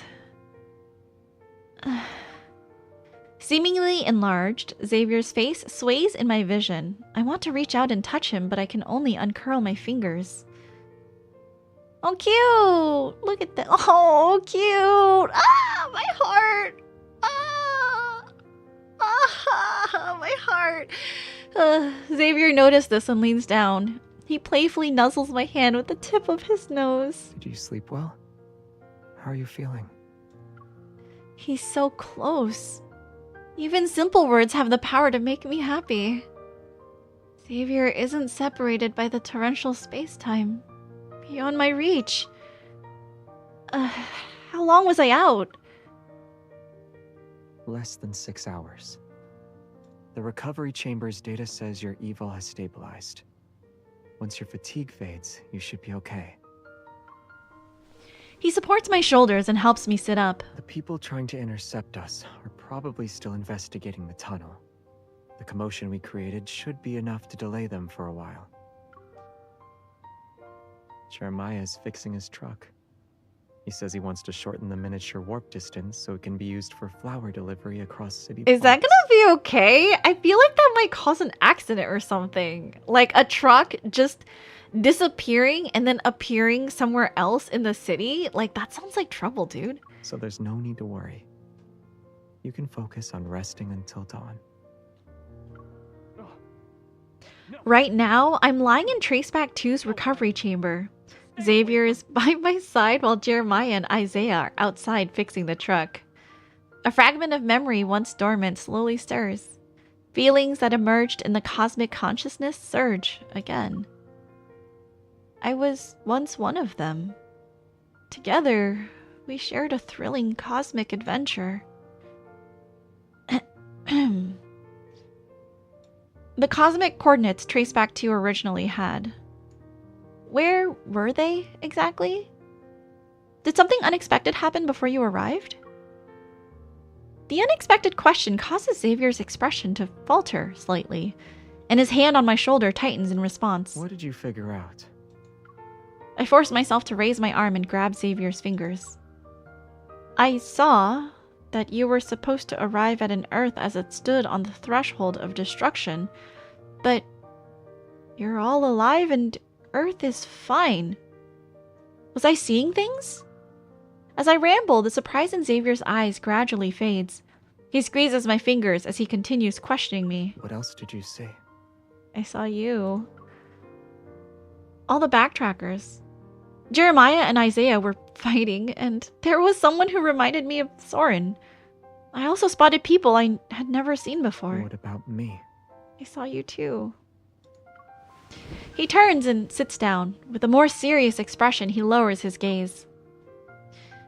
I asked you about an important matter. I also asked you about an important matter.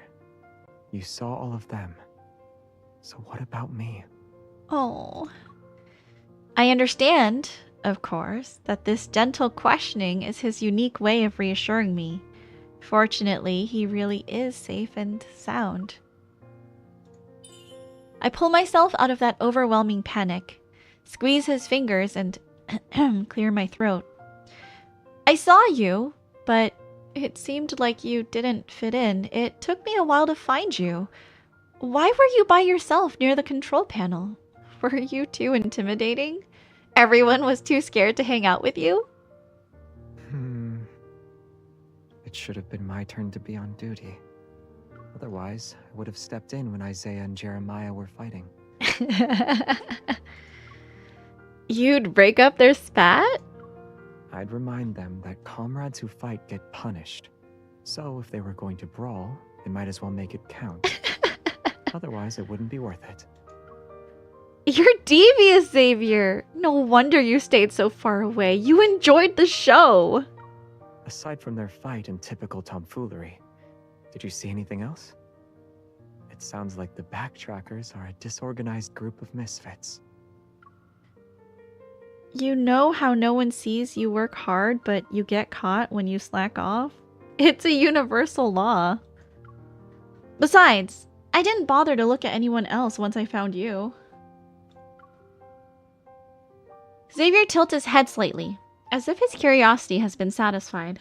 He finally seems willing to answer my original question. During our backtracking, I received cosmic fluctuations. The source of their transmission was unknown. Was it like the signal from deep space that we received in 2034?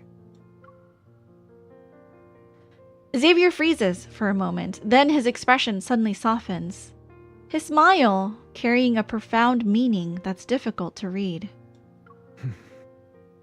Maybe. Although their source couldn't be traced, they weren't difficult to decode. I'm very familiar with the encryption method. They sent coordinates that were similar but different from the ones we originally had. At the time, I wasn't sure what that meant. For certain reasons, we decided to change coordinates at the last minute. The landing time ended up being a bit more off than expected. Interesting. How much? A little over 200 years. Whoo! My eyes widen as I stare at his face. I blink once, then twice. I thought I understood you enough already, but I never expected. It wasn't that big a deal. 200 years is just a small ripple in the endless river of time. What happened after that? What were you supposed to do once you landed on an unfamiliar planet in the wrong time period? I should clarify something first. Whether it's a journey with time travel or a displacement of 200 years, both are already in the past. You don't need to worry about the hardships we've already endured. I look at the silent, damaged Traceback 2. Its voyage crossed the barriers of time and space and carried grand, heavy ideals. The Backtrackers who escaped Fate's crash... The Backtrackers who escaped Fate's crash once greatly cherished it. What made them have the resolve to leave it behind? For someone who's eager to change something, 200 years would feel like a long time. Xavier doesn't comment on that. Instead, he holds my hand and stands up. Will he ever kiss us, or is this all a trick on our emotions? They don't kiss in the main story, but if you roll on some of their individual solo cards, in the stories and stuff, they do kiss you. But you have to use, like, the gems, which is currency that you can earn, but if you want, because it's a gacha game, you can also buy more gems to make more rolls, to unlock that content. So it is possible to be free to play, but you can also just spend money to have the men kiss you. Non-canon kisses? No! It's canon! It's canon! I swear it's canon. Are you feeling better? I want to take you somewhere. I'll show you my favorite man after this.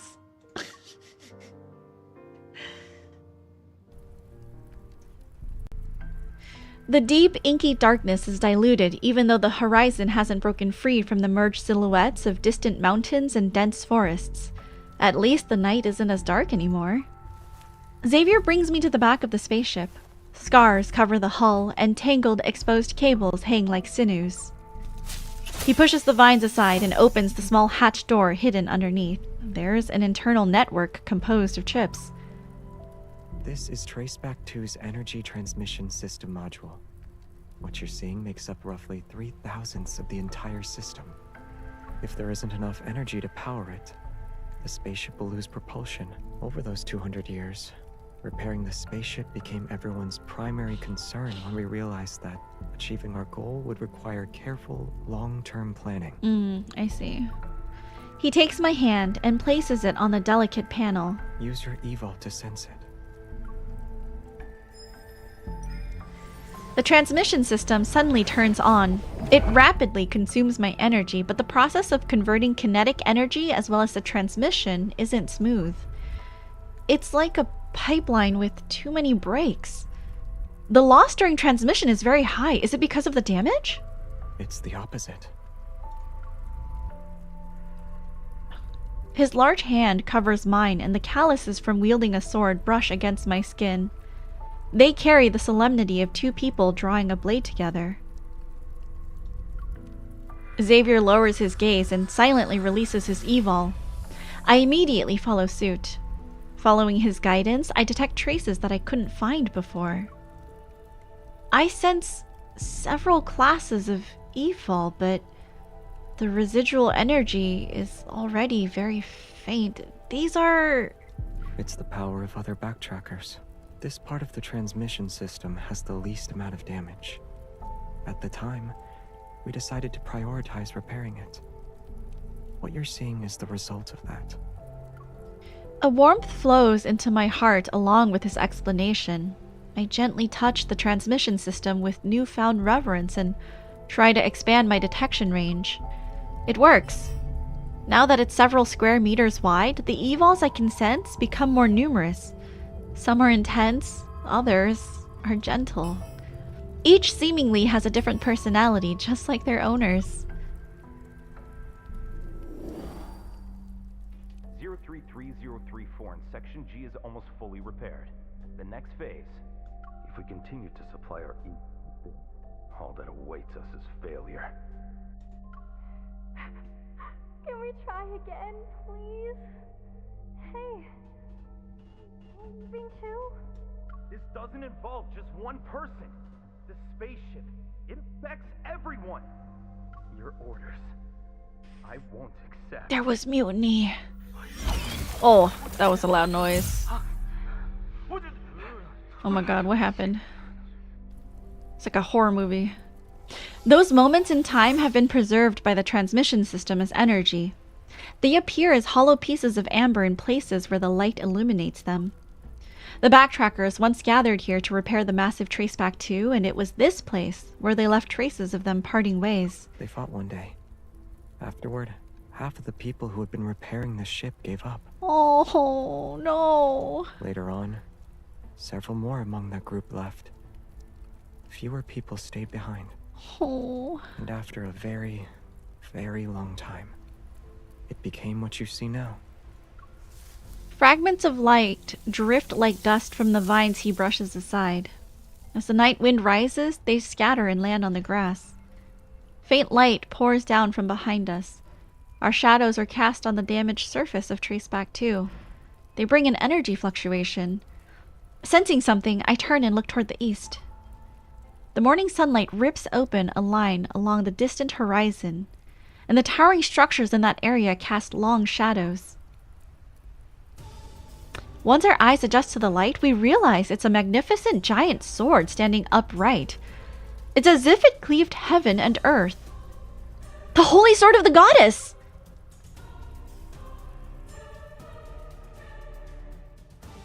Okay, Kathleen, I'm gonna show you my favorite man. Cause we're at god damn it, the fucking like beep beep beep truck is back. Get out of my neighborhood, dude. This is my favorite man. Look at him. He's so handsome.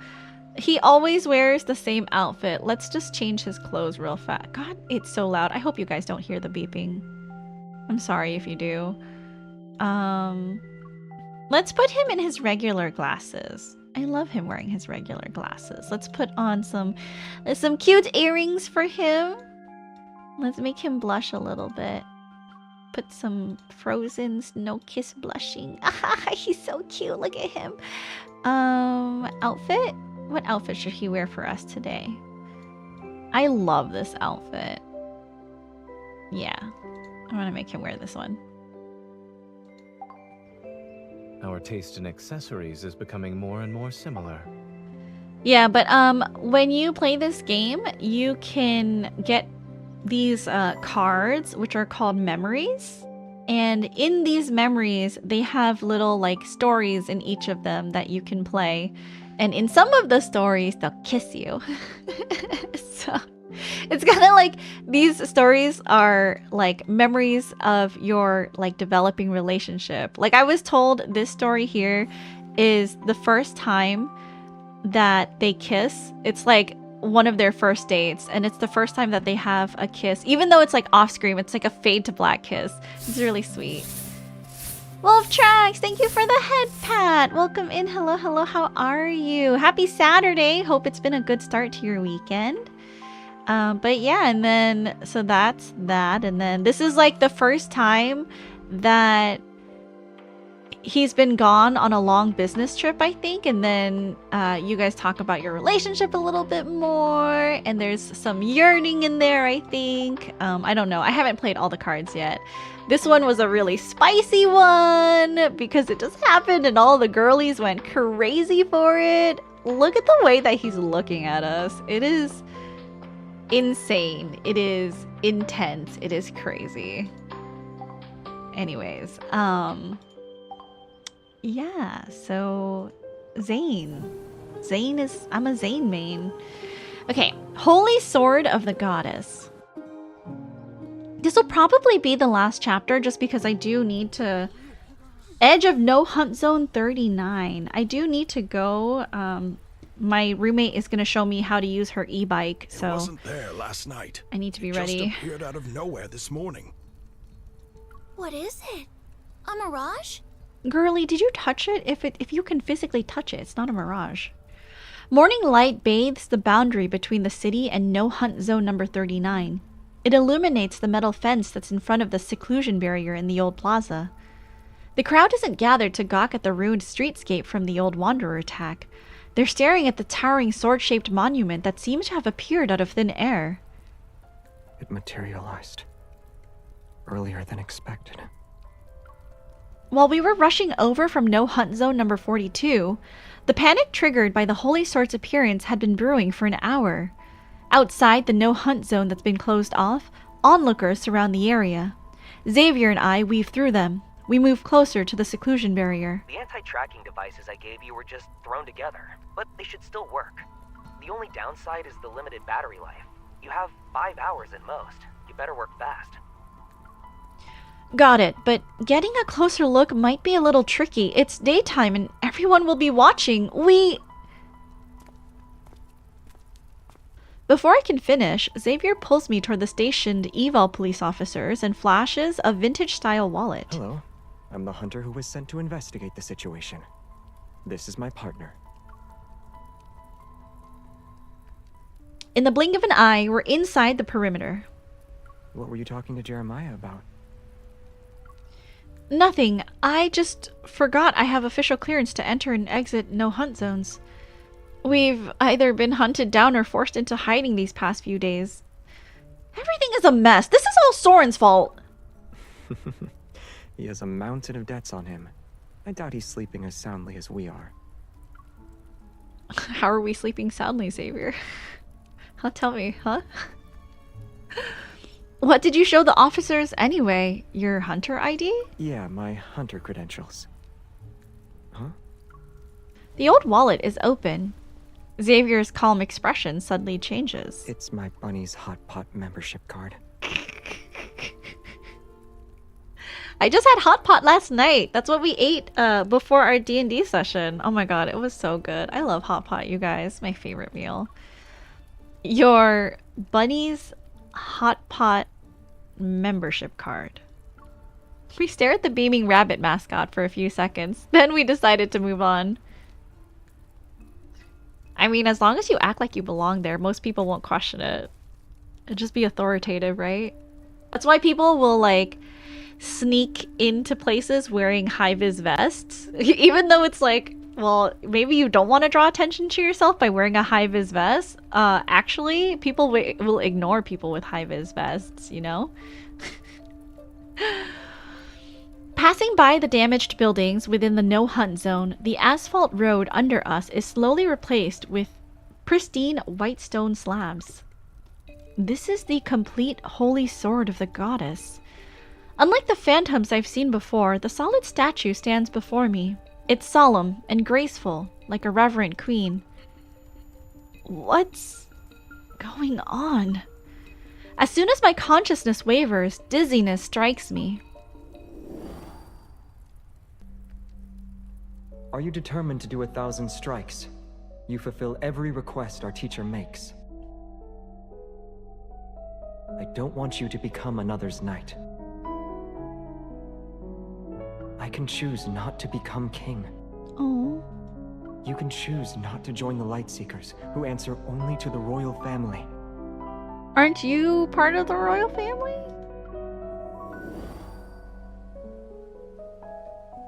That was me and Xavier. A gentle breeze sweeps through the grass and my vision refocuses. Xavier stands beneath the giant sword, his palm pressed against the blade. As if transported back to that ancient time, he bows his head and silently recites something. Or maybe he's performing a ritual. Another gust sweeps across the ground. He opens his eyes and returns to his familiar demeanor. This is... A faint light is peeled away from the monument. It flows into Xavier's palm. Without the light's concealment, the scratches on the statue's surface become visible. They're new.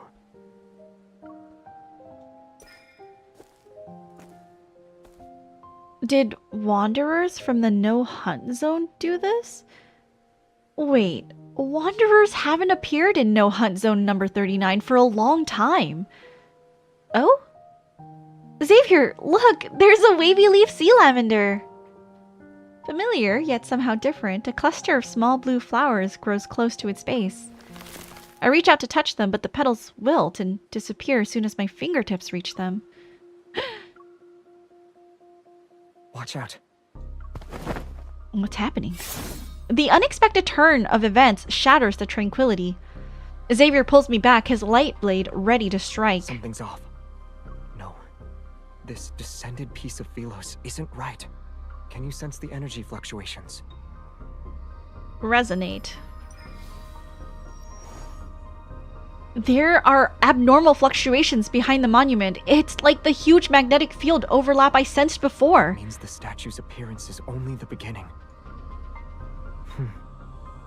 Maybe you'll see Astria Knight Academy. Oh. That name sounds familiar. Light shines as Xavier uses his blade instead of his finger to gently touch the vines on the statue. It's as if he punctured a static illusion. The vines rapidly shrivel up under his sword. They turn into smoke and dust in the blink of an eye. This isn't good. The forcibly transplanted Philos is withering. Are you saying... Xavier crouches down and runs his hand over the slabs we're on. His palm is covered with a layer of light-colored dust. Without its original energy from the cosmos, everything on the planet will only decay faster. We once theorized this could happen. The flux nexus in no-hunt zone number 39 has already been destroyed, yet the holy sword of the goddess still appeared. I'm afraid only Soren knows the truth. Xavier narrows his eyes as he looks at the wilted wavy sea lavender at his feet. Just when I believed he might be thinking of finding Soren by himself again, he closes his eyes. Then, he looks up and softly speaks to me. Let's go. Soren is in a good hiding place. We won't be able to locate him immediately. How did you know I was worried about that? You're gripping my hand tight. It wasn't hard to figure out. There's no point in staying here any longer. Let's get going. We'll think of something.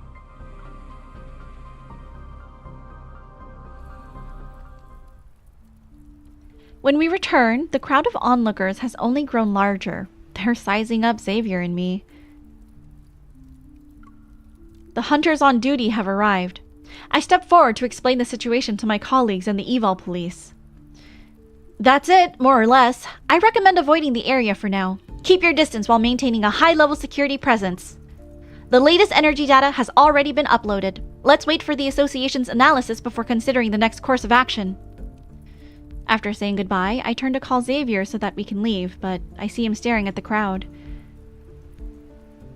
What's the matter? I saw a familiar face. A backtracker? I move toward the checkpoint. I'm not sure if I should call for backup. I know who it is. He's not allied with Soren. We'll circle around and grab him. Sounds like we're gonna kidnap him, dude.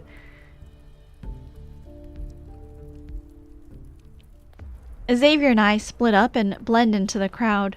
We follow its flow to sneakily approach the backtracker. Just as we're closing in, the person senses something, quickly pulls down his hat and turns to walk away. We've been spotted. Get ready to ambush him. Layers of people obstruct my line of sight. I struggle to push through the gaps as I chase after him. But whenever I'm about to catch up, I become unfocused for a moment. Stay at least 6 meters away. Keep your distance. He's a psychic class evolver. I There's see. a chance he could paralyze your brain or make you go blind. He's strong. The backtracker quickly realizes we're keeping our distance and decides to use the crowd as cover to make his escape. Just as I'm about to close in, strong metaflux suddenly falls. My concentration scatters.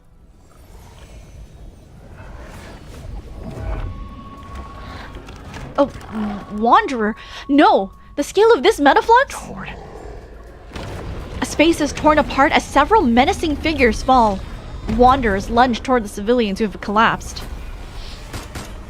I can't worry about the backtracker now. I immediately call the Evol police and let them evacuate the civilians. Then I raise my gun. Beside me, he flashes and vanishes. In the blink of an eye, the blade has already sliced the Wanderer's claws. But what surprises me even more is the person who appears later is standing in front of the civilians. It's that backtracker! I'll handle this side.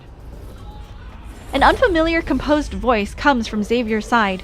It's like an old phone call that took years to connect. Oh, he's helping us. Are we fighting? Okay, let's fight. We'll do one fight. We can fight. We'll do one fight. It's not like I'm fighting it. It's on auto. It'll be fine. Easy.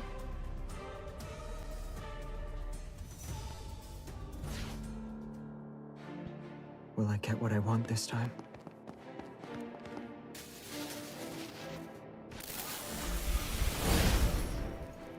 It's time.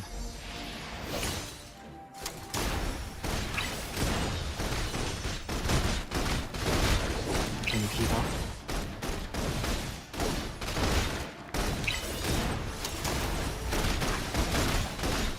Here I come. Be careful not to get hit. Step back.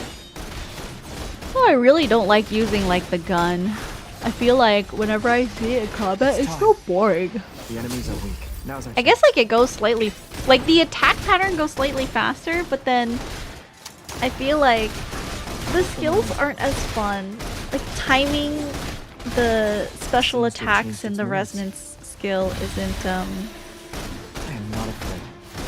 Don't get too isn't close. stimulating enough. I really like playing with the staff. That's my preferred weapon, so I really like companions that have the staff. I know Claymore is supposed to be really good, but Yeah, I haven't that's me. learned how to do Claymore.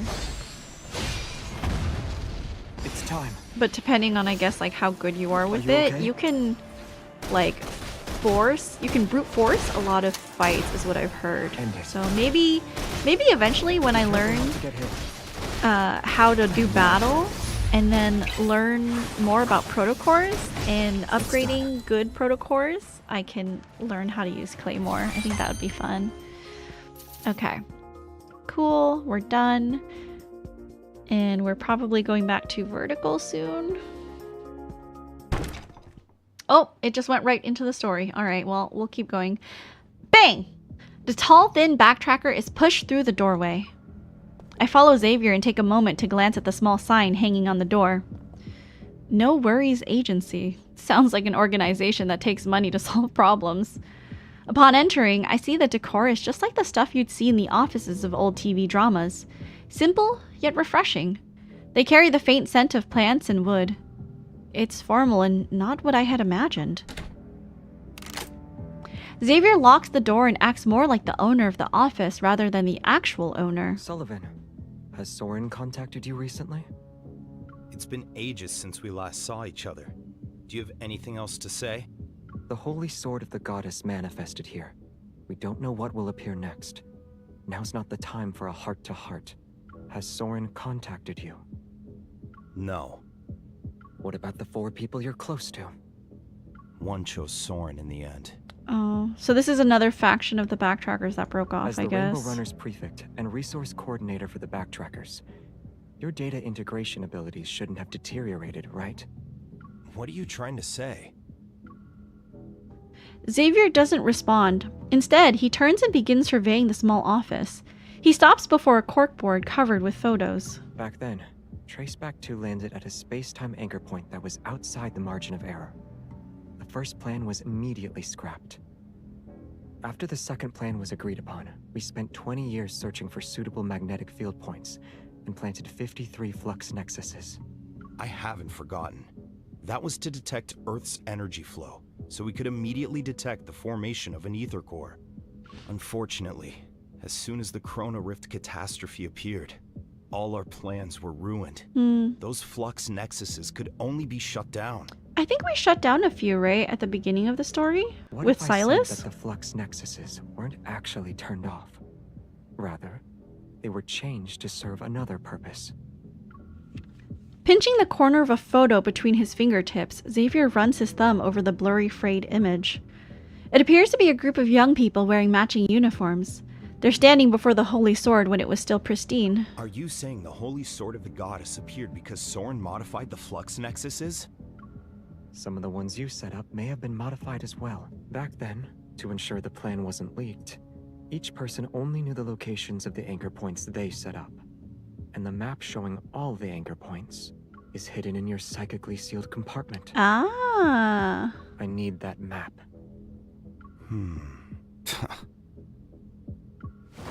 Sullivan, who has been confrontational with Xavier, lets out a hearty laugh and plops his tense self onto the sofa. I already left the Backtrackers, Captain. I swore never to interfere with any Backtrackers. Xavier takes down a map of Lincoln City and spreads it out in front of Sullivan. Just mark the anchor points in Lincoln. That'll do. Think of me as an aging old man. I can no longer chase the dreams of my youth. But they don't age, right? The old photo is pushed across the map. Sure. After all, you're willing to let them be buried in the dream you abandoned. Whoa, Xavier! Dude, that's insane! The cold sneer Sullivan forced onto his face immediately crumbles and he looks away with an icy expression. You think that will make me come back crying and ensure I swear my loyalty to you again? You're too... Save the complaints for next time. Assuming there is one anyway. This is the second time Xavier has interrupted him. I'm nervous because I rarely see him emanate an intimidating aura. With that kind of attitude, I can only hope Sullivan doesn't get angry and side with Soren out of spite. But the Holy Sword of the Goddess has appeared. Doesn't that mean Soren's plan might succeed? The Holy Sword of the Goddess was the first to manifest, which proves he remembers the oath we swore before it. He's staying true to himself. Shouldn't you be happy? But his actions are tearing Philos apart, which will accelerate the death of the planet. What? He lost his mind. have you also gone mad? What do you mean he's tearing Philos apart? Xavier extends his hand, clenches his fist, and gray dust particles fall in front of Sullivan. The falling dust shatters the serenity in Sullivan's gaze. He leaps up from the sofa. The Philos that's being transferred through a magnetic field overlap is the same Philos in our memories. But it won't be for long. He modified the flux nexuses to perform an energy traction. To be more specific, he used the RMFMA's spatial overlap principles as a basis for cutting and transplanting Philos. Unlike the planet transplantation we theorized, this method will cause the fragments of Philos to lose their original energy when they arrive on Earth. What he's bringing isn't Philos, but rather the broken corpse of a lifeless planet. The decay of the holy sword of the goddess has only just begun. The gray dust sits as a thin layer on the table.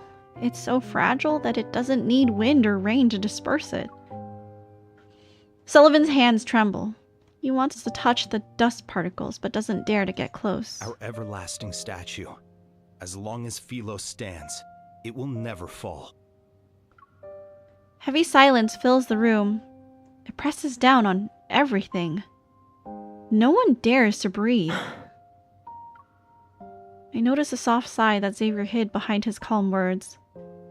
It's so gentle, as if he's afraid of disturbing something. This is what you left with me back then. He takes out a familiar badge from his pocket and places it beside the dust from the monument. Now, using my authority as Xavier, I invite you once again, be my vice captain. There's a stack of neatly arranged forms on the desk. They match the office's interior. The note looks new and seems to be a request form for lost items. Mr. Yang, Building 12, Unit 102. Urgently seeking a melodious laughing thrush that flew away from the backyard at noon. I hope that melodious laughing thrush hasn't wandered too far. Let's go.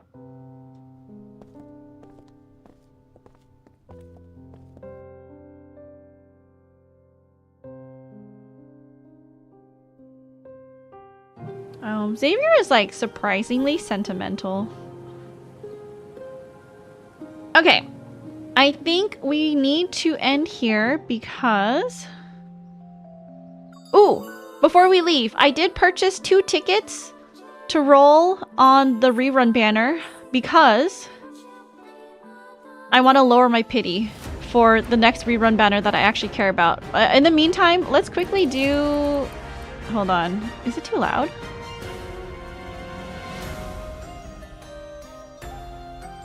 Music is good, but it's a little bit loud. Wait, hold on. I know what to do. Okay, there we go. That way it's not too loud. Okay. I'm gonna do 8811. And do quick explore. I'll do 7 of them. Sure. See what we get. Are we lucky? No, we just got shards. Okay, let's do 4 of these. 8811. We'll do 1 less. Any cards? Okay, boring cards. Boring cards. It's fine. Oh, and we got one big one. Hold on. 1 golden one. 88. 11.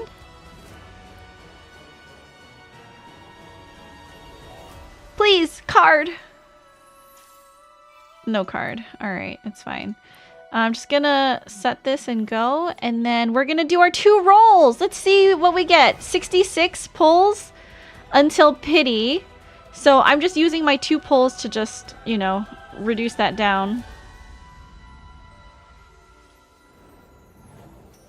Dude, if we, you know, best case scenario is we get a 5-star card and it's not the banner card. That way, the next time I roll on this rerun banner, it's guaranteed. You know what I mean? Like, that's what I need. Please. I would love it if that was the case. No, it's not. It's fine.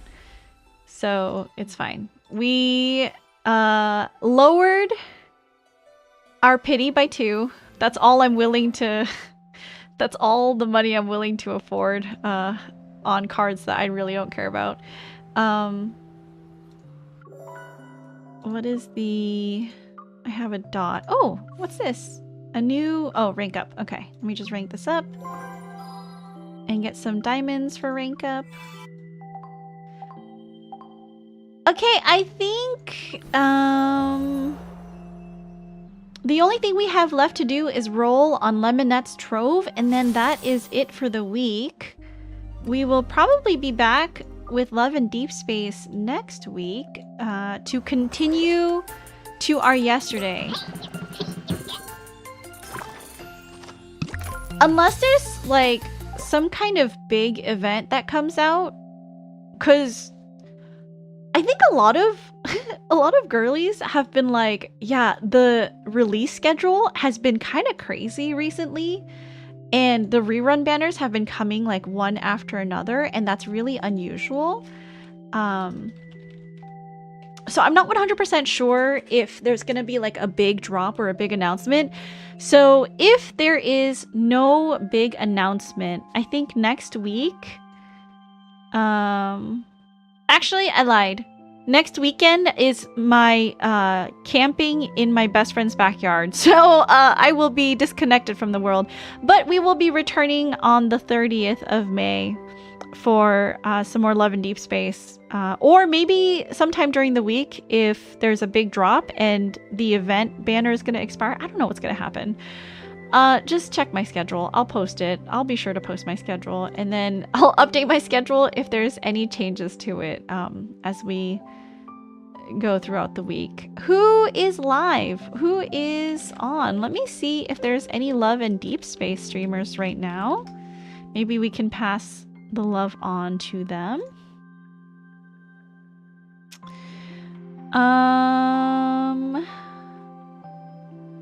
No VTubers that I can see. Oh, Han is live, actually. Let's raid into Han! I love her!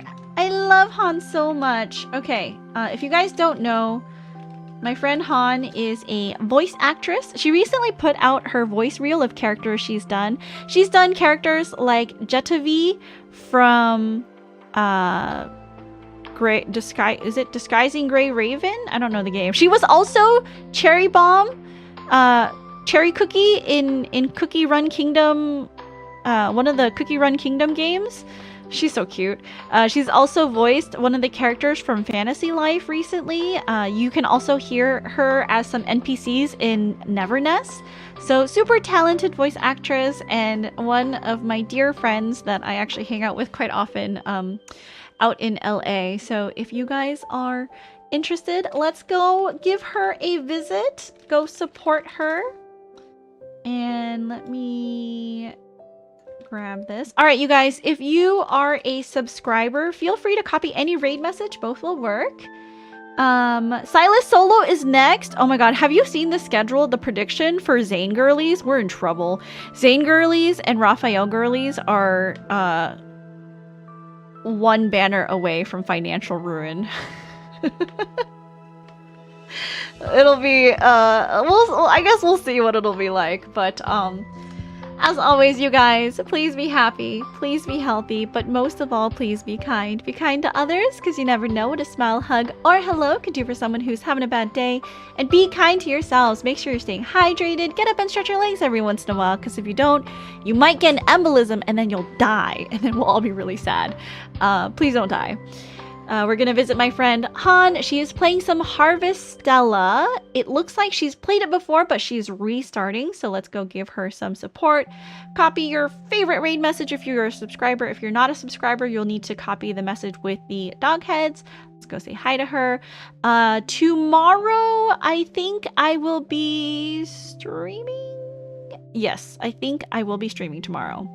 Undecided if we're gonna do more Love and Deep Space story or if I will start one of the Switch games on my list. I will make a decision soon. Alright, you guys, as always, good night. I'll see you all later. Have a good rest of your Saturday, and I will see you tomorrow.